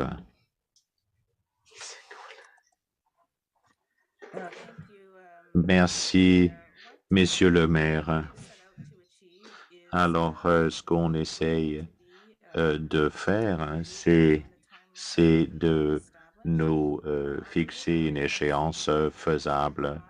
Nous commençons en établissant la base, en jetant la base pour le travail. La mise en application de ces recommandations ne sera pas possible avant la fin des 5 ans qu'on se donne, mais nous croyons que nous pouvons mettre en œuvre beaucoup de ces stratégies pendant cette période. On aura probablement besoin d'un examen, d'une évaluation, de changements pour nous permettre de comprendre l'incidence des actions que nous prenons. Mais pour nous, c'est une stratégie à long terme.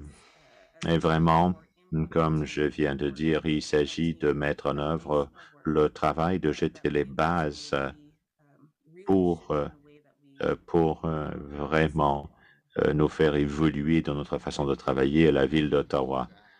J'aimerais poser une question à messieurs Zurahir. Quand je vous ai rencontré, eh bien, moi, j'avais donc des questions sur comment évaluer la réussite. Comment est-ce que ça, on va l'intégrer finalement dans le plan de sécurité communautaire parce que il faut qu'on continue à travailler avec la collectivité et dans le cadre du plan et également comment est-ce qu'on peut établir un lien entre la stratégie et le plan communautaire. Comment est-ce qu'on va faire ça?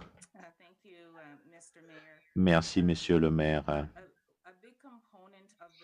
Une grande composante de ce travail consiste à mettre sur pied un cadre d'évaluation. Toutes les actions qui sont proposées alors seront assorties d'indicateurs de rendement selon lesquels on va évaluer notre progrès pour qu'on puisse déterminer si on réussit ou pas. Alors, je vous dirais que ce travail s'inspire de toutes les autres stratégies qui existent déjà à la ville. Dans le cadre de notre stratégie, il y a des actions concrètes qui ont été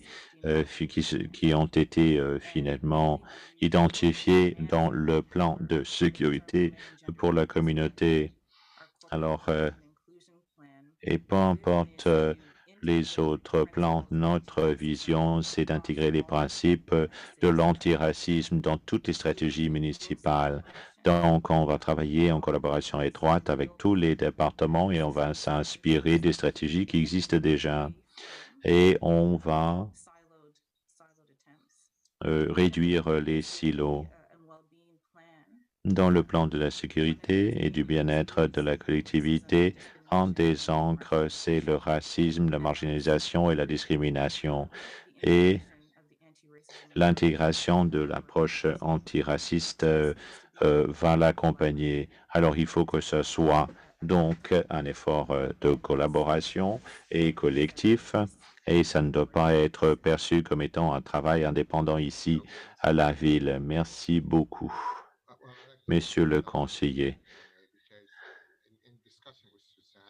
en parlant avec Suzanne, on s'est concentré sur le recrutement, sur la dotation à la municipalité. Maintenant, on a élargi cette stratégie pour couvrir la communauté, mais nous devons travailler ensemble en finalement en nous concentrant sur les améliorations pour la communauté parce qu'à l'origine, la stratégie était limitée à la municipalité. Maintenant, ça s'appliquera à toute la collectivité.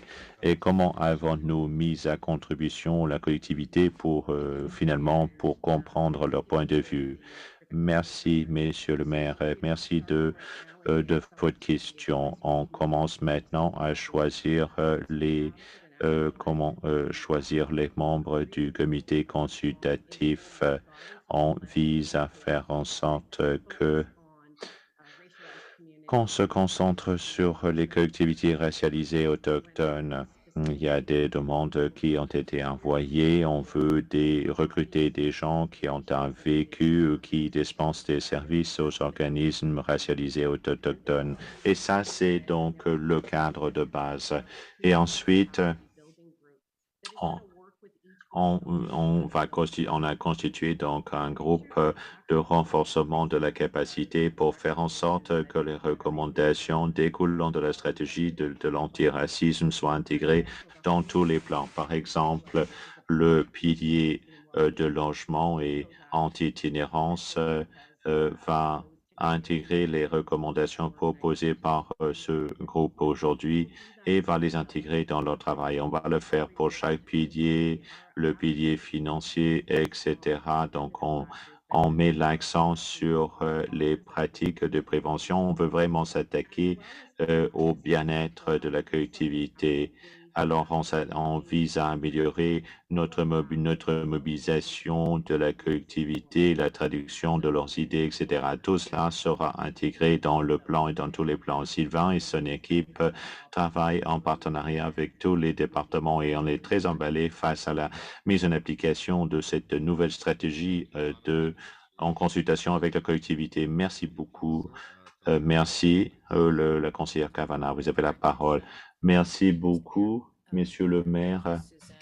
Merci, Suzanne, également de votre rapport hors pair. Je sais que c'est très important et je salue votre travail. Et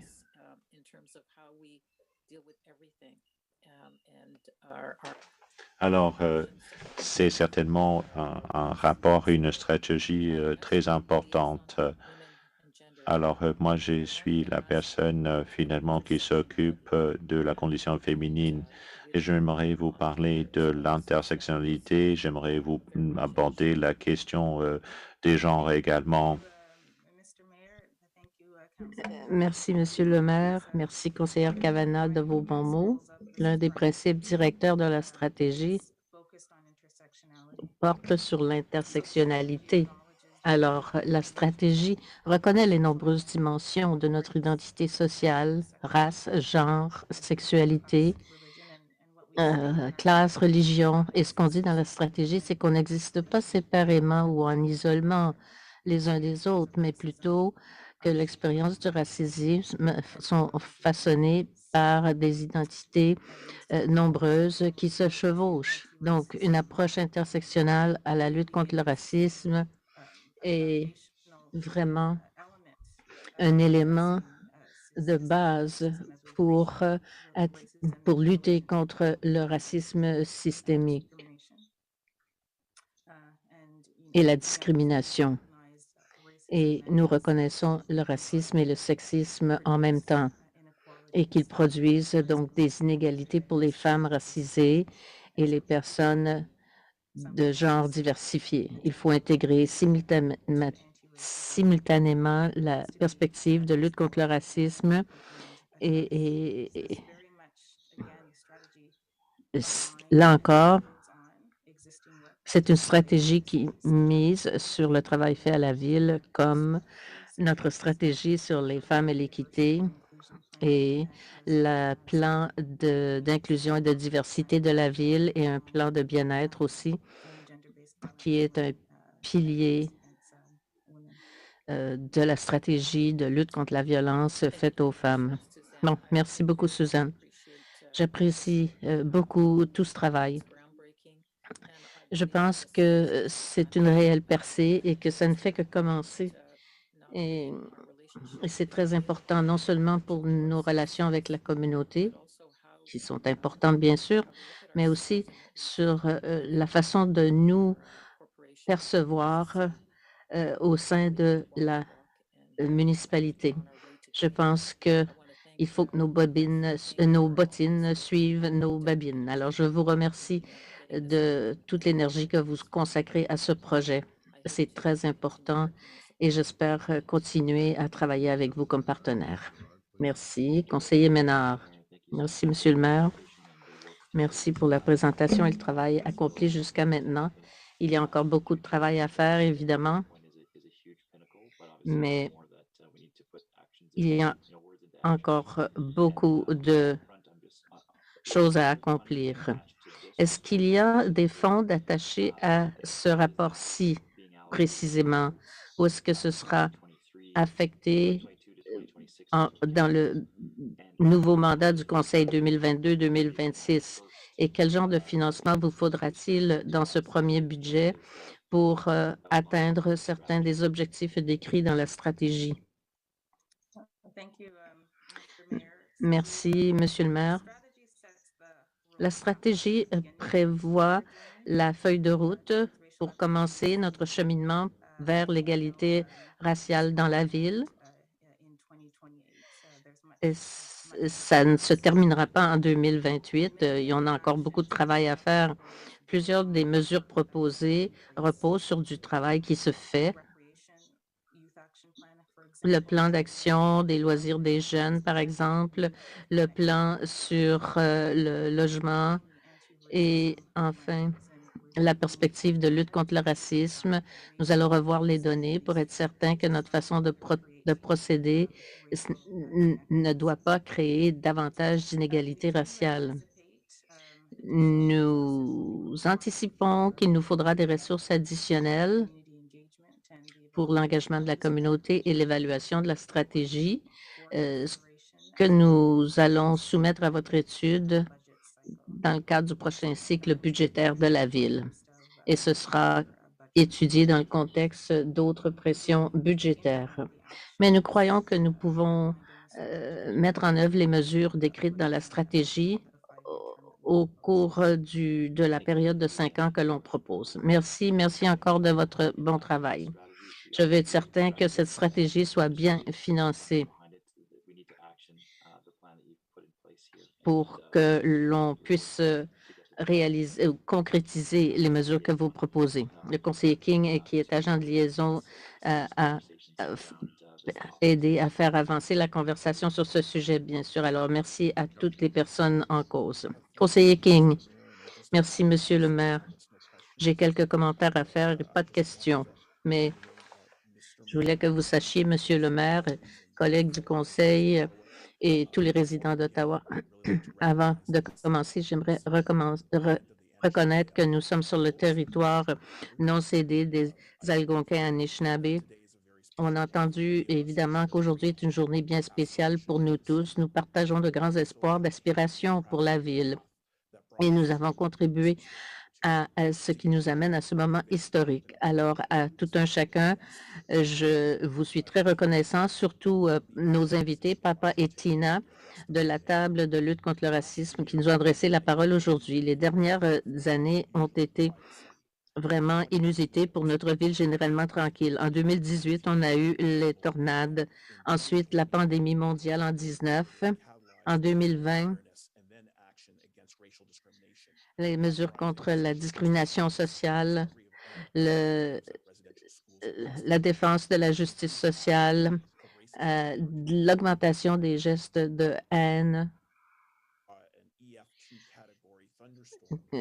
un orage de catégorie EF2 qui a coupé l'électricité dans la ville pendant longtemps et plus tôt cette année, le blocage ou l'occupation des camionneurs au centre-ville qui nous a coûté 30 millions de dollars. Alors, c'était en février dernier seulement, il y a quelques mois, ça a été organisé par des personnes dont certains appuient l'homophobie et le racisme. On a vu toutes sortes de symboles racistes qui dénigrent des cultures, dénigrent le drapeau arc-en-ciel. Alors, on a eu un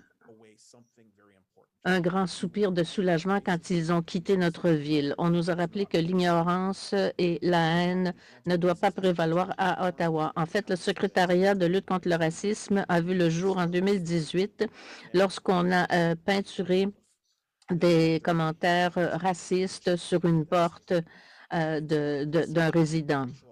Alors, les communautés racisées d'Ottawa, y compris des organismes comme l'Association africo-canadienne d'Ottawa, le partenariat d'immigration locale, l'Association musulmane d'Ottawa, les services juifs d'Ottawa et plusieurs autres groupes qui voulaient que la ville prenne des mesures. C'est ce qui a mené à la proposition de la communauté pour la création d'un secrétariat de lutte contre le racisme. Le maire Watson, collègue au conseil et résident d'Ottawa, comme agent de liaison à cette initiative, je suis là pour vous dire quelque chose que vous savez déjà. Le moment d'agir, c'est maintenant. Notre stratégie de lutte contre le racisme le mentionne. C'est la bonne chose à faire au bon moment. On parle de l'espoir de notre ville, comme on l'a dit. Cela émane d'un processus de consultation rigoureux qui a duré plus de 15 mois, où il y avait une représentation durable de plus de 1000 résidents, des experts en la matière, des employés de la ville et des partenaires de la ville. Pendant notre processus d'engagement, les résidents nous ont dit qu'ils voulaient être un chef de file en élimination du racisme systémique. On sait que la communauté est prête à appuyer ce travail. Ils veulent la transparence de la ville. Ils veulent être impliqués constamment dans un processus qui promeut l'emploi équitable, l'équité dans la gouvernance, dans la santé, dans le logement et dans l'investissement dans nos jeunes. Nous voulons voir des mesures prises qui prouve que la ville écoute. Les gens demandent une reddition de comptes. Nous y arriverons en établissant des indicateurs qui nous permettront d'évaluer nos progrès. Nous allons également faire des rapports collectifs sur des données. Et je dois vous dire que la stratégie reconnaît également qu'il y a différentes perspectives sur la façon d'aborder le racisme contre les personnes autochtones. On veut procéder d'une bonne façon pour rester respectueux envers les Premières Nations et les groupes autochtones.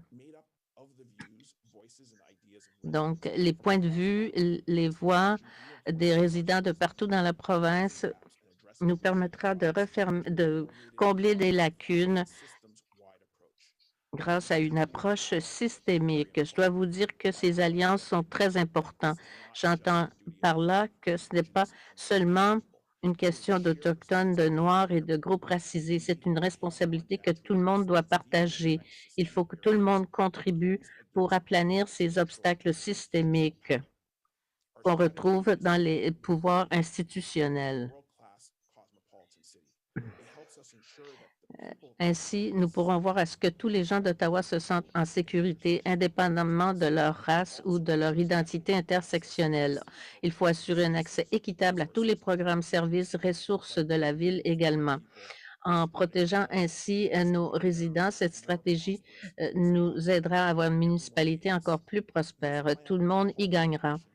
Ce plan est un appel à l'action pour tout Ottawa. C'est la base même de confronter et éliminer les inéquités raciales. Ce sera une belle occasion de mieux servir les résidents d'Ottawa, régler les enjeux sociétaux, guérir ensemble et bâtir un avenir meilleur pour tous.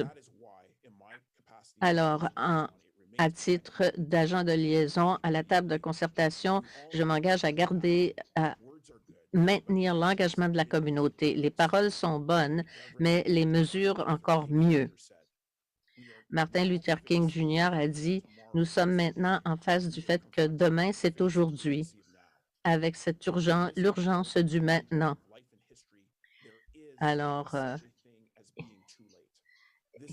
il se pourrait que nous soyons trop tard. Il ne faut pas sombrer dans la complaisance. Nous devons prendre des mesures vigoureuses, appeler à la justice sociale, comme on l'a fait en 1963. L'année prochaine, ça fera 60 ans depuis qu'on a eu cette déclaration. Alors, en terminant, je vous dis qu'en cette période très importante et dans l'évolution de notre belle ville, notre stratégie de lutte contre le racisme nous aidera à atteindre notre objectif.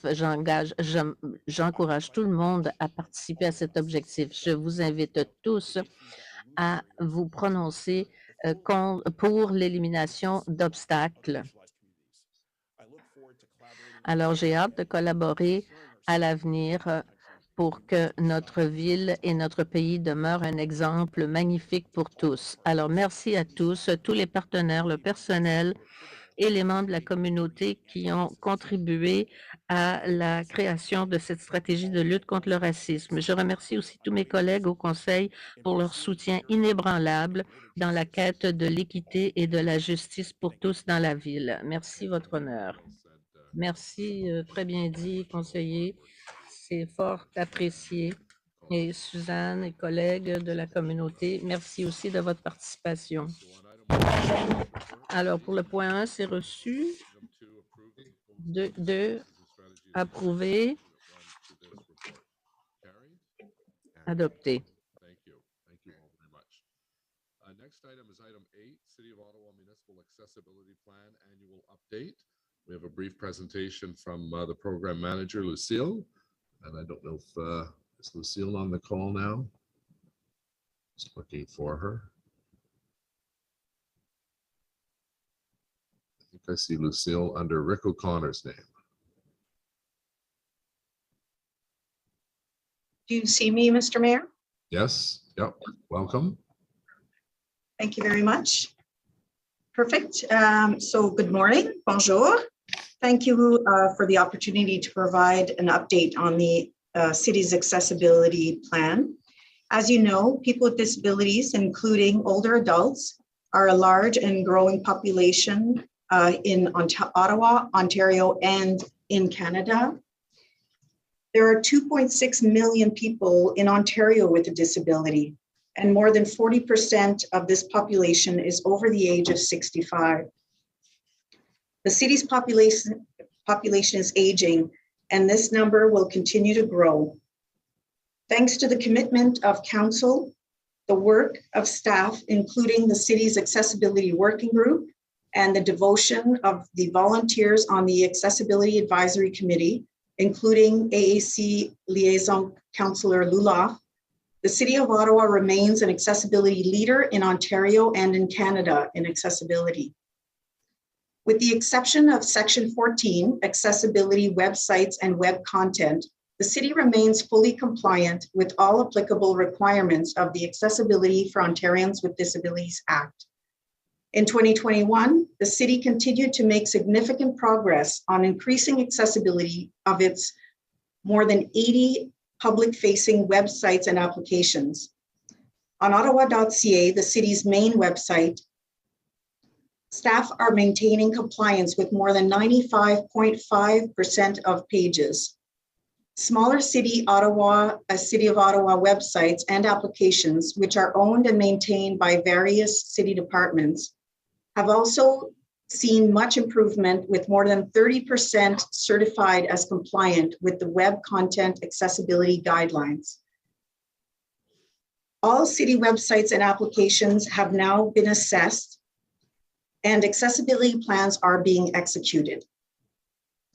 Much of 2021 has been devoted to ensuring people with disabilities were appropriately and equitably accommodated with respect to COVID vaccine. We continue to monitor, engage, and support the community of people with disabilities amid the COVID-19 pandemic. In addition, the Accessibility Office continued to coordinate the Ontario Network of Accessibility Professionals, partner with the Canadian Accessibility Network through Carleton University, and share resources and expertise with other levels of government. In 2022, city staff are participating in standards development and standards review committees, both at the federal and the provincial levels. Slide number 3. La recommandation numéro 2 vise à faire approuver un processus par lequel le personnel consultera le comité consultatif sur l'accessibilité en indiquant clairement quand et comment le personnel doit consulter le CAA pour apporter une valeur ajoutée au projet de la ville et améliorer l'accessibilité. Le processus a été piloté de 2017 à 2021 pour s'assurer que le processus considère les besoins du comité et ce soit précis pour les départements. En 2021, le CAA a tenu 8 réunions, ont partagé leur avis sur 44 projets municipaux et ont examiné le plan des plans d'implantation 87 fois. Ils ont aussi participé à de nombreux groupes de travail et à une foule d'études municipales d'évaluation environnementale et de consultation pour les projets de revitalisation. Examples of some of the projects for which the AAC provided feedback in 2021 include the Paratranspo Customer Experience, Affordable Housing Capital Plan 2021, and the 2022 Draft Operating and Capital Budgets. I cannot express how valuable the AAC is to the corporation, and this process recognizes the committee's valuable time by developing efficient ways to engage them. Slide 4. La recommandation numéro 5 vise à faire approuver une nouvelle directive qui facilite la tâche du personnel de compléter la section répercussions sur l'accessibilité. Dans les rapports présentés aux conseillers depuis 2011, conformément à la motion du Conseil. Recommendation 5 approves new instructions for staff to complete the mandatory accessibility impact section for reports to Council since 2021 as per the Council motion. La directive examine les exigences visant à respecter les normes de la LAPHO, les obligations en matière de consultation et les conséquences du projet concerné ou du rapport sur les résidents ayant des handicaps visibles ou non visibles. Pour mettre en pratique la directive, le Bureau d'accessibilité offre un soutien accru aux rédacteurs des rapports relatifs à cette section depuis septembre 2021. Et depuis ce temps, plus de 60 rapports ont été examinés. Cette pratique a permis une meilleure compréhension de la réponse attendue dans cette section et partage l'information sur le soutien de nombreux projets. The combination of simplified instructions and the enhanced support has resulted in more concise accessibility implication information for Council and the community's consumption. Slide number 5. Recommendations 3 and 4 approve changes to the accessibility policy and procedures to ensure English and French residents who are deaf and have other types of disabilities can access emergency information. It ensures that all verbal, live, and pre-recorded state of emergency and other large-scale emergency-related communications are proactively including American Sign Language, simultaneous French and English interpretation, langue des signes québécois, and captioning when practical. In 2021, this included critical information for residents on vaccine clinic rollout, COVID-19 protocols, the downtown occupation, and the 2022 information related to the storm on the May long weekend. Slide 6, please. Recommendation number 6 also recognizes that Council's communications with constituents with disabilities may have increased due to the COVID pandemic.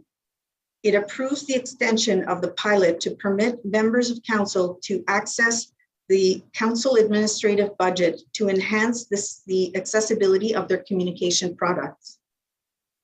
Coordinated by the Accessibility Office, there is $10,000 allocated on a first-come, first basis for the funds, and it can be used for captioning and transcript, sign language interpretation, both in English and in French, personal support workers for live events, Braille translation, and creating accessible Word, PDF, or PowerPoint documents, including ward newsletters. Also, 20% of the fund per year can be used to increase accessibility of councillors' websites and e-documents, such as newsletters. I would encourage councillors to reach out to the Accessibility Office to assist with requests for accessible formats and communication supports, and/or if you would like to proactively enhance the accessibility and inclusion of community products, websites, we can share tips and techniques with your staff. In closing, we are aware that there's always more to do. Going forward, we are looking at the intersectionality of people with disabilities and the needs associated with their many social identities. We look forward to collaborating with all departments in identifying, reducing barriers in these new areas in the years to come. Thank you. Thank you very much, Lucille. Merci beaucoup, Lucille. Est-ce qu'il y a des questions? Any questions? I want to thank Councillor Luloff, who's the council liaison on the advisory committee. Appreciate that. Councillor King, do you have your hand up? Yes, just a brief question. I really want to thank Lucille for the work at the Accessibility Office and also previously the work in Councillors Row. And in that capacity, I think that you help facilitate the installation of accessibility devices, accessibility door in terms of my office. I was just curious. I know that this might be out of the scope of what you brought for discussion today, but I was just wondering with the potential with the renovation of some of our offices to accommodate the new ward office, whether that type of technology would just be made universal through Councillor Row's offices. So people with different modes of accessibility would be able to access offices easier. Thank you. Thank you for the question, Councillor King. Through you, Mr. Mayor, the intention is always to add more accessibility when renovations are being done. That is in line with the city's accessibility design standards, and therefore all projects would be looking at that. And if there's anything in particular that you would be looking for, we can certainly take that offline. But thank you for the question. Excellent. Appreciate it. Thank you, Mr. Mayor. Great. Thank you very much for that. So we have 7 recommendations. Oh, I'm sorry, Councillor Luloff, do you have your hand up? I didn't. Thanks, Mr. Mayor. I just wanted to take the opportunity to publicly thank, and I know that we went through accessibility accessibility day last week and made extensive comments about the incredible work that our Accessibility Advisory Committee puts in. You cannot quantify the amount of work that these incredible volunteers put in every single day. Yes, we had 5 regular meetings last year, but there are countless hours and very lengthy email chains where these incredible community members are providing advice on parks and other ameliorations, site plan review. It's unbelievable the amount that they give of themselves for this city. So I wanted to thank the chair, Mr. Turcotte, as well as all of our incredible committee members, past and present, over the course of this term, for their work. They are truly making Ottawa a better place to live, work, and play for everyone. And as I've said in the past, our public spaces at the City of Ottawa are not truly public unless they're accessible to everyone. And the work that they're doing every single day is helping to get us there. So thank you, Mr. Mayor. Thank you, Councillor. So on recommendations 1 to 7, carried. Thank you to the advisory committee and Lucille and your staff. Very much appreciate it. 2 items were held by Councillor Menard. First one is item 3, finance lease agreements, or I'm sorry, tax and rate operating budget Q1 status. Councillor Menard, you had a question to the treasurer. Thanks so much, Mayor. And if it's more efficient, I can just go through the questions on the couple different items. The first one is on the prudent investor status. I'm very happy to see the city is making progress on obtaining this status. It's important. I understand if they do, the authority for investments will be delegated to the Municipal Investment Board with a outsourced chief investment officer for that specific function. So some questions around that is, can council direct investment priorities within this structure, or are they an arm's length entity? How will the board be selected? And then in terms of the investment priorities that FEDCO and Environment Committee have laid out previously, we've talked about aligning them with the city's commitments on climate change. So a question around divestment from fossil fuel investments and the city's prudent investor status does that mean that the city will look to divest and make investment decisions based on that social environmental responsibility we've talked about in the past? Through you, Mr. Mayor, and thank you, Councillor, for the questions. I will do my best to answer all of them. Might ask you just to repeat to make sure I've covered everything. And I'm going to ask some of my colleagues actually to jump in as well to provide some supporting answers here. First and foremost, we will bring an investment policy back to Council for approval. So Council will see that, much like we have done in the past. And that speaks to your comments and feedback with respect to the divestment of fossil fuels. And one of the things that we will seek to do is really align us to the ESG, right? To ensure that we're investing prudently, aligned with regulation and the legislation in place. And so that policy will direct the board in terms of the investments that will be made. So that is going to set the stage for everything overall. In terms of the board selection, there is a process that is governed through my colleague, Mr. O'Connor's office. So I'm just going to ask Rick if he could opine on the selection process for that and how he's going to aid us through that process.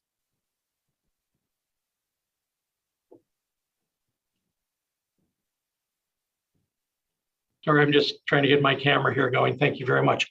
Yes, the city treasurer is absolutely correct. My office will be assisting with the appointment process with regard to this matter, and we will be using the council approved appointment process for that very matter. Thanks. Okay, thank you for that. That's very helpful. Really appreciate your work on this and getting us to this point, Stephenson. On the next item, it's the allocation around the climate change budget. So the commitment is to allocate $1 million in one-time funding through capital close for climate change initiatives directed by council. Really appreciate staff following through on this, finding that the means for that, for the energy evolution implementation. Obviously, it's pretty small in the grand scheme of things, but that is what we directed when we did discuss this.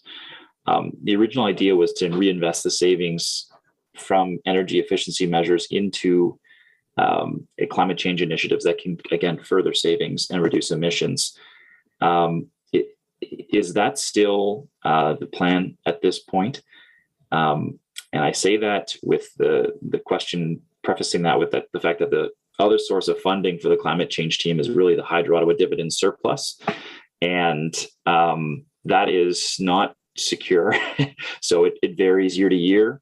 It's been used for dealing with the effects of climate change in the past, responding to storms rather than the root causes. And so I just want to make sure we're setting ourselves up in the future for dedicated sources of funding that can, again, reap benefits and save us money over time while reducing emissions. So a couple of questions in there. Yeah, thanks very much. There will be an update that will come to the June Standing Committee of the Environment Protection, Water and Wastewater Management.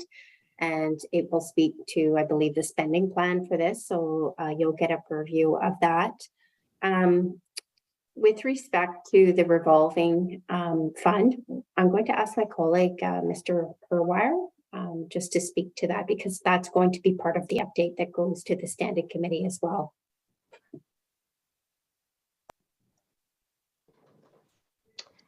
Thanks, Wendy. Yes, Councillor, if I understand your question, is it regarding the $1 million amount or the future hydro dividend? I'm looking for feedback on both, if possible. Okay, I believe, as Ms. Stephenson indicated, we will have information in June on the revolving fund. The $1 million, as you indicated, approximately 2/3 will be going towards energy evolution and 1/3 toward the resiliency piece for the climate change master plan. So happy to give you a further breakdown on that, but that's at a high level the breakdown of the $1 million. Okay, and on the Hydro Dividends Fund, is that something that the expectation is it will continue where it's been allocated, or is there some other plan? Wendy, would you like to respond to that? Yeah, happy to. So there was a motion with respect to the direction of those funds to the end of this term of council.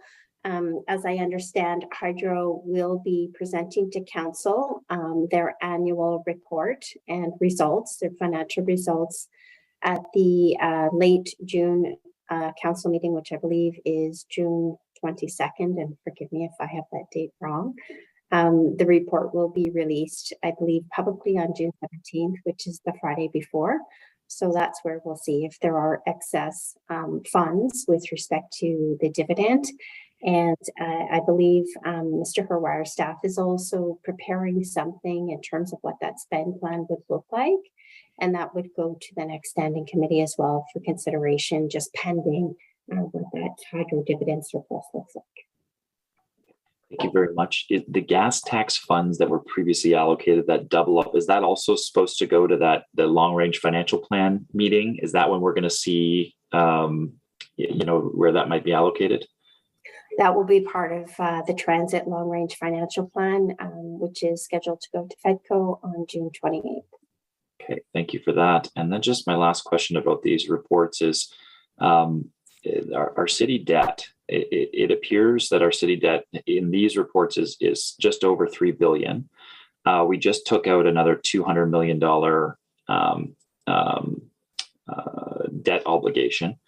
And so just to clarify, our city debt is now just over 3.2 billion. And it was back 10 years ago, we were just over $1 billion. Is that accurate for where we are? Yeah, that's correct, Councillor. And I would also point out as well, if you look at the growth of our assets over that same period of time, they've grown significantly more. So when you look back and look forward to today, our assets are, I want to say, closer to $26 billion in terms of the investment that we have made. Okay, thank you. And the question I had previously around our debt obligation payments per year, annual per year, I haven't received that yet. If someone can just send that to me of what it was at $1 billion and what it is now at $3 billion annually would be helpful. We'll get that to you, Councillor. Thank you. Thank you. Okay, so item 4, tax and rate operating capital budget Q1 status. Recommendations 1 to 3 carried. Item 5, investments 2021 endowment fund and other treasury activities. The recommendations 1 to 7 carried. Adopted. Carried. Right. Notice of motions for the subsequent meeting. Inquiries. Councillor Tierney has an inquiry. Great. Thank you very much, Mr. Mayor. And again, this is just, I don't want to say it's a belt and suspenders thing, but staff have been asked by Wesley Clover Park. They feel that there's new information. So I'll read the inquiry. And again, there's no decisions being made, but we're requesting staff to Wesley Clover Park was established in 2014 when the NCC granted Wesley Clover Foundation control of the operations of the former equestrian park at the municipal campground at 411 Corkstown Road.